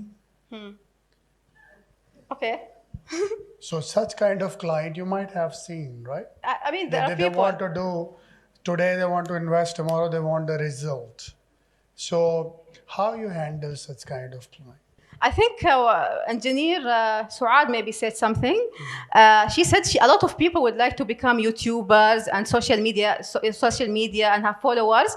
But I like what she said, like you need to have that back end work. It's everything's take time to happen, to actualize in the real world. So there is a difference between, let's say, a YouTuber or a person brand in social media who just came from overnight and no one knew how she or they came, and a person who had years of experience, knowledge. Basically, they have substance. This is the word. They have substance. So you can also identify these people by just having a 2-minute conversation. I mean, my sister was just saying that when we were talking about it during lunch. You can identify such people by just having a 2-minute conversation. Is it real or is it just a fake image? So I think everything takes time. That's amazing. And there is one lady, she want to compliment something. Yeah, hi everyone again. I know Mona actually for since 2017, end of 2017. Yes, beginning of 2018. We started our book journey together, and to just show you how much I saw how much she moved with her branding. She didn't want to be shy about herself. So I wanted to, because we are talking about supporting women, I wanted to give her this support because I can see her journey, how she become an entrepreneur. When we met, I think you were in HR in Zabil Sarai in Jumeirah, right? And now she's an entrepreneur. She's having her own company and she started her journey very well. Deserve where she is right now. And I thought, I have to mention this because I know her for, 5 years now. And seeing her journey, seeing how she improved is just the fantastic things. And she knows what she's talking about. So I'm glad to know you and thank you very much. Thank you, Pega. I really appreciate your kind words. Thank you so much. Thank you.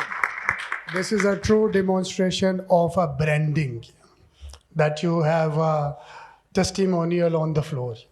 Yeah, thank you. Thank you. And we have a very inspiring woman just enter in our hall. I want to introduce you and I would request her to be on the stage. Her Excellency Sheikha Jawahar Al Khalifa. Please join us on the stage. My first time I'm going to host her. Thank you very much for coming to Berkeley. So just to recap you, we are celebrating a Women's Day and this is a voice of global women. So we invited women from across the globe, from America, everywhere. So I guess the young entrepreneur like you will be a voice of global women, and I want to request you to please say some words. Me on the spot. I don't prepare anything because for a reason. I would like to speak from the heart. Now, it's amazing how a lot of events recently are happening to celebrate women, to appreciate them. And I think that it's something from the human nature. If you do something, you would like a tap on your back. You would like someone to acknowledge it and appreciate it. And that's why I think no matter how many times we celebrate women, or anyone or anyone's achievement, it's not enough because to me personally, it triggers me to want to do more. So I appreciate you asking me to come here this afternoon and being a part of celebrating women because that's the least we can do.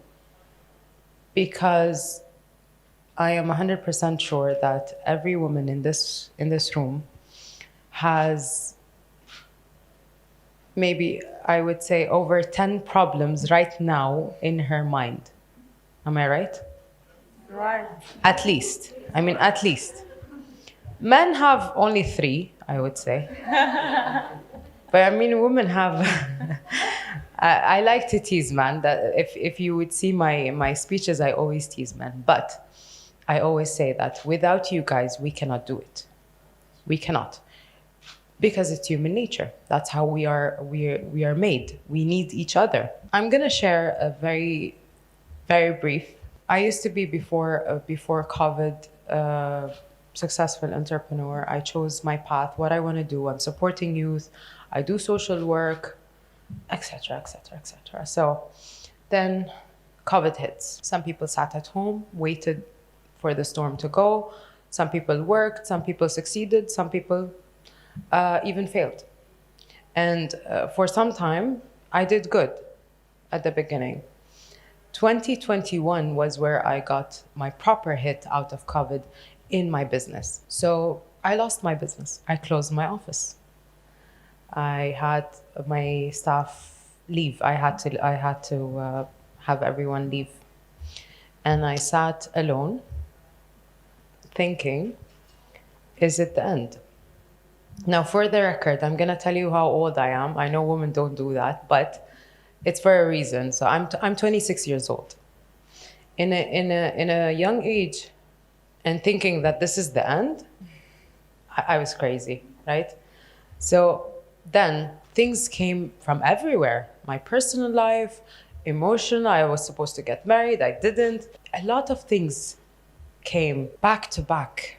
It was like boom, boom, boom, boom. And I thought that, no, I have to stop. I have to stop work. I have to stop everything and just go to my original job, being a daughter, and just doing nothing. But I met a person who reminded me how much of an inspiration and help and energy I was to him. What I used to be before everything, all of these bad things happened. And when he hit me with all of that, here's where I knew that if I'm not gonna believe in myself and not get up again and do what I'm supposed to do and what I'm meant to do, then no one is going to push me back up. So the point of this entire story is, yes, coming to these events reminds me of where I used to be and what am I doing and where I should be. And that's why I tell you appreciation is something very important. And to me personally, it touches me. And that's why I'm continuing. Now I'm back on my business and I reopened my company. So that's something.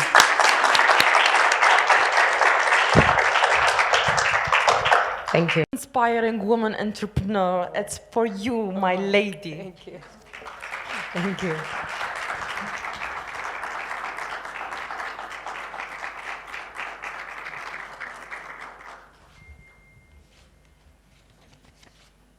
With this, we will move towards our next speaker. But before you announce, we have something lovely to show you.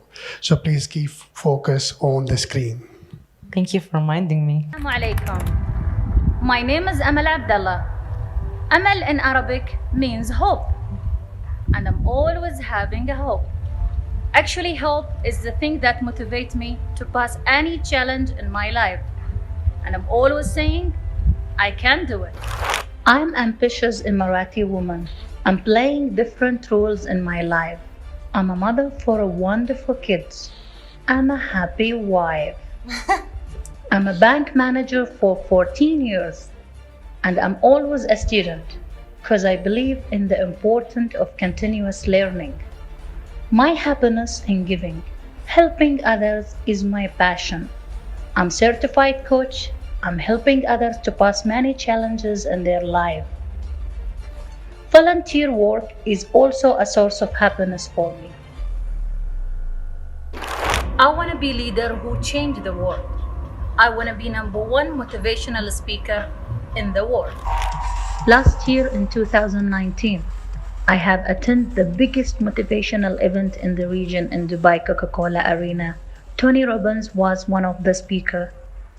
More than 10,000 people and leaders came to see him only. And imagine what? One of the attendees was my role model, His Highness Sheikh Mohammed bin Rashid Al Maktoum. I was dreaming, will Sheikh Mohammed attend to see me one day? Can I be the first Emirati woman as a #1 influencer in the world? I want to represent my country UAE to the world in values like tolerance, acceptance of others, spread ideas and humanitarian initiative which is in my country. Nothing impossible in my dictionary, like my country. That's amazing. Please join us on the stage, Amal Abdullah Al-Masabi. So honored to be here and very glad to deliver my speech on such an important conference. With ambition, nothing impossible. Journey was very long, but being ambition woman was important to advance and accomplish my goals. I never give up. I born in a challenges and a very traditional culture for a mother and father who challenge that culture and stay together 10 years without kids, as my mother was suffer from health issues that prevent her from having kids. You have to marry other women. A sentence that has been repeated in front of my mother for years. But my father stood by her till God wanted to give birth to me after years of suffering.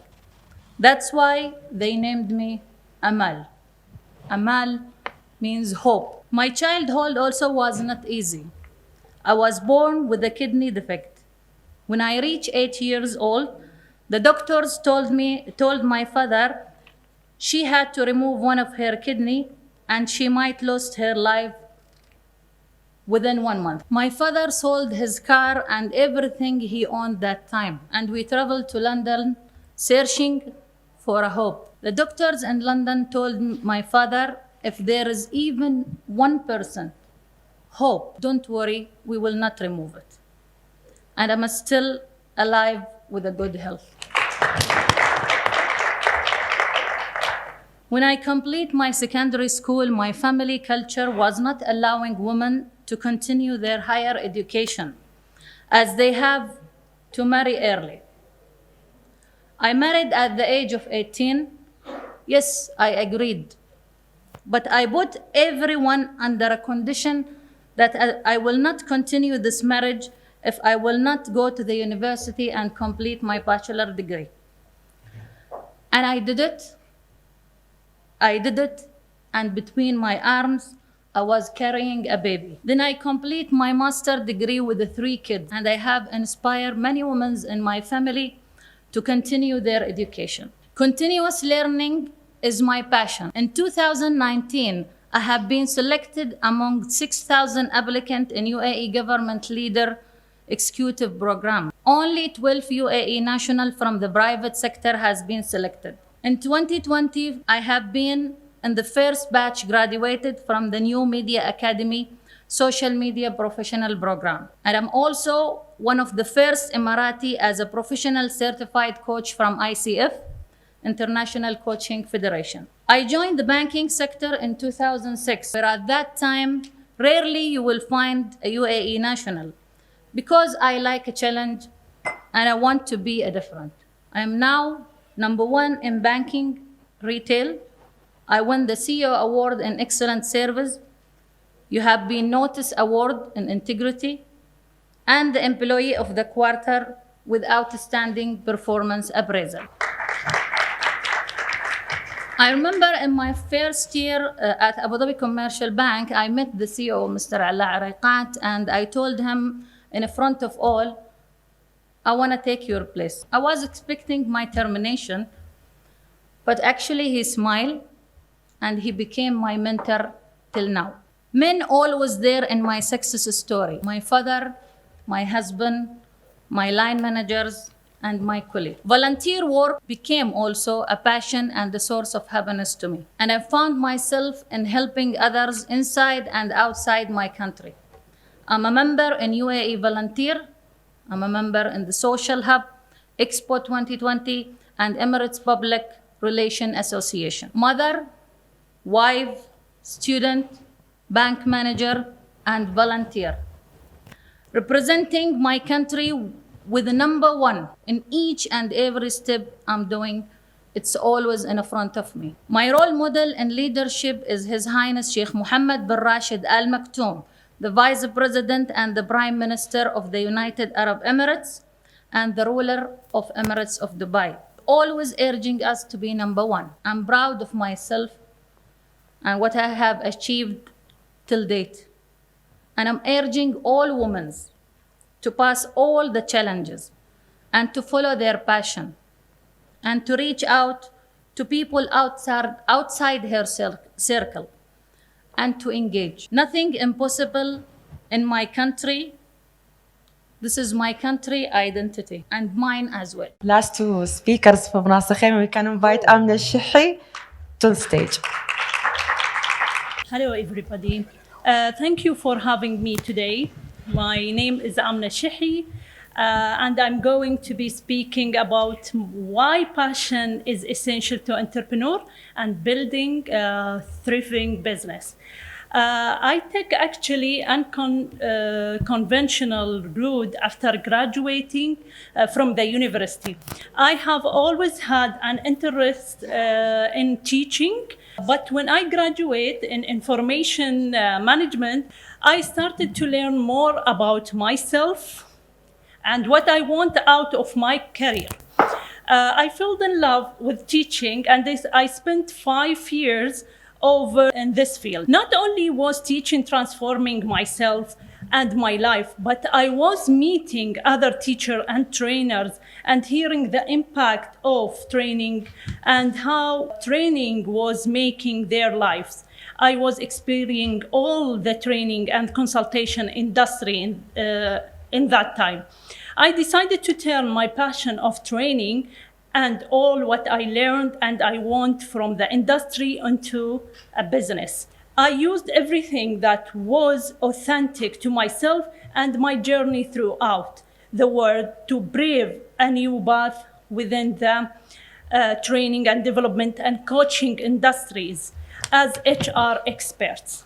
I did other were doing because it didn't fit what I wanted in career. I create a career that rang true to the problem that I noticed and the solution that I and other training and coaches wanted. I focus on leading with passion.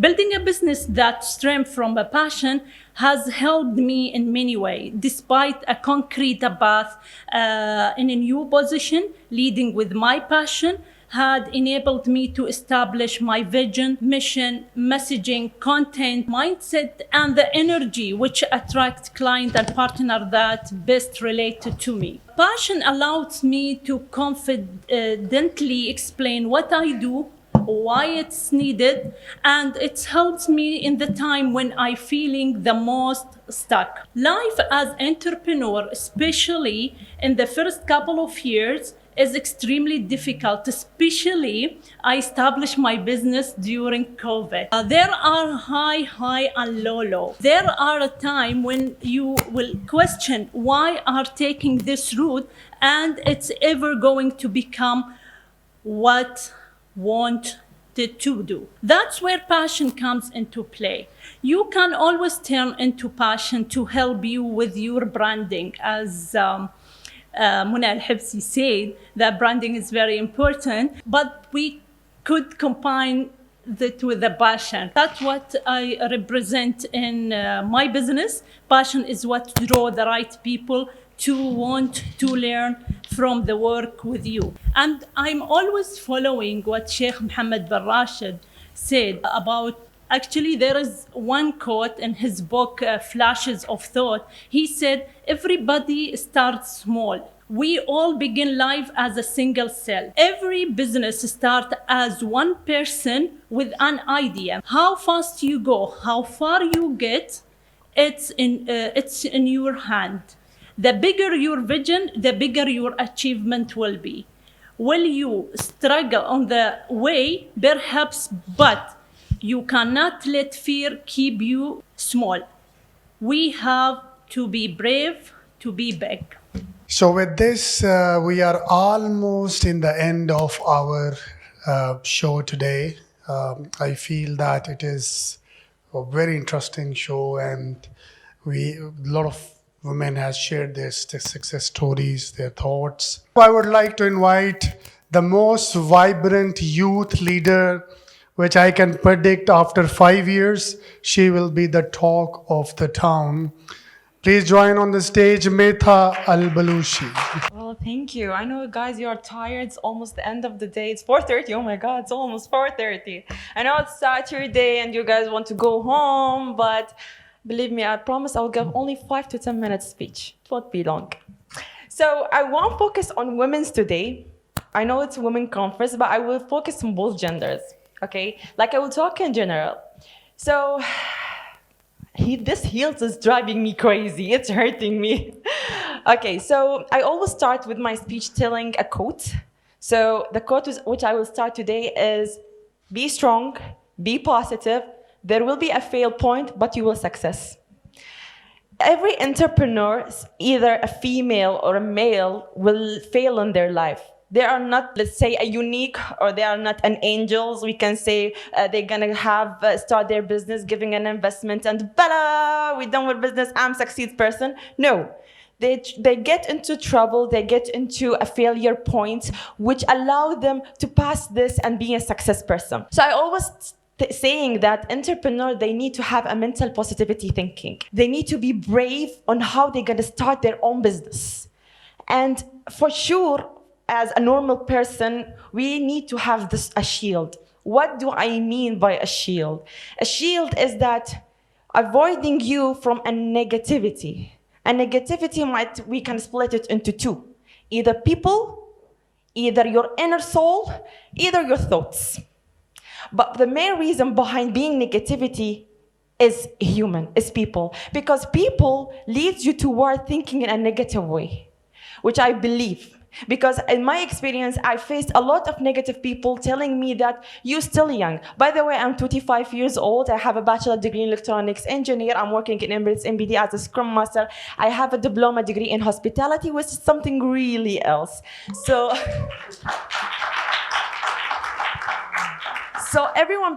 everybody in my life telling me that you're still young, you're 25 years old, what do you want to do? Just stay at home and continue being a full-time employee. What? It's hilarious. No, I'm not. I'm doing my best to be here in the stage and spread this call or spread this message to you that even a 16 years boy or girl can do something innovative, which comes from random. So we need to believe in our thoughts. We need to believe in our inner soul. We don't need to think about others' negativity thought. If they think about this, just keep it for themselves. So I'm always also, I'm here, I'm a local lady. I always believe in our leaders. I'm always believe in our presidents. In our society here, they are pushing us towards being a successful entrepreneurs. I can say that maybe one of the questions that you guys will telling me, okay, you're talking about positivity, you're talking about how entrepreneurs need to be positive, but how? We are not a wizard, it's like a Harry Potter stick. Let's say 1, 2, 3, and be positive. No. It's not that easy. But because in UAE, because you are living here in UAE, our value, like our rulers and our president, they spread and they have their own vision. They come to our social media and telling that being a woman is a globe asset. Being a leader or entrepreneur is something that you can do it. There is nothing called such as impossible. So we take this message and we spread it to our next generation and so on. The next generation will spread to the others and etc. So we are trying our best to gather their message and spread it out to the globe. Not even here in the UAE, but the globe. I can say that our rulers, they already struggled in their life. They challenged their self. UAE wasn't become like in a sudden like this. They face a lot of challenges, but they will never come to the social media saying that, hey people, we are facing issue. They will keep us in a panic situation, which is really, I do agree, because they want to spread positivity. They come to social media with a lovely smile, like this, saying that we are fine because we are living in UAE, because we are UAE, so we are doing fine. Otherwise, just close the door. So that's why we are living in a country which is really helping us to be really a positive people towards spreading positivity towards the globe and being the best and the first people who are really passionate and entrepreneur, really passionate for a young youth generation to start this step from now on towards the future. So this is the only thing that I'm gonna say today, because I don't want, as I promised, will be 5 to 10 minutes. If I will speak to the whole day, it's fine. You gonna stay? You don't mind too? No problem. Next time, probably, Musa, you're gonna book a full session day for me, only me. Okay? Hadir. Hadir. I really like her Arabic accent. So I would just end this speak with another quote. As I told you at the beginning, I love to start with a quote and end with a quote. So if you can't fly, then run. But if you can run, then start to walk. What's stopping you? But if you can't walk, then start crawling. But whatever you do, don't look backward, just keep and look forward. And thank you. Amazing, amazing. Stay here, please join us. I want you to appreciate those people who make this show possible. Without them, it was really not possible to do an event. So I would like to invite Mr. Haris, please join us on the stage. Madhuri, please join us for your administrative support.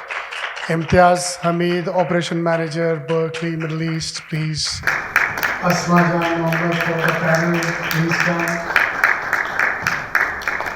Maybe I'm not missing anyone, don't kill me after. Oh yes. Amna Rashid, please come. Yeah, move inside. I have a lovely high clap from my colleague.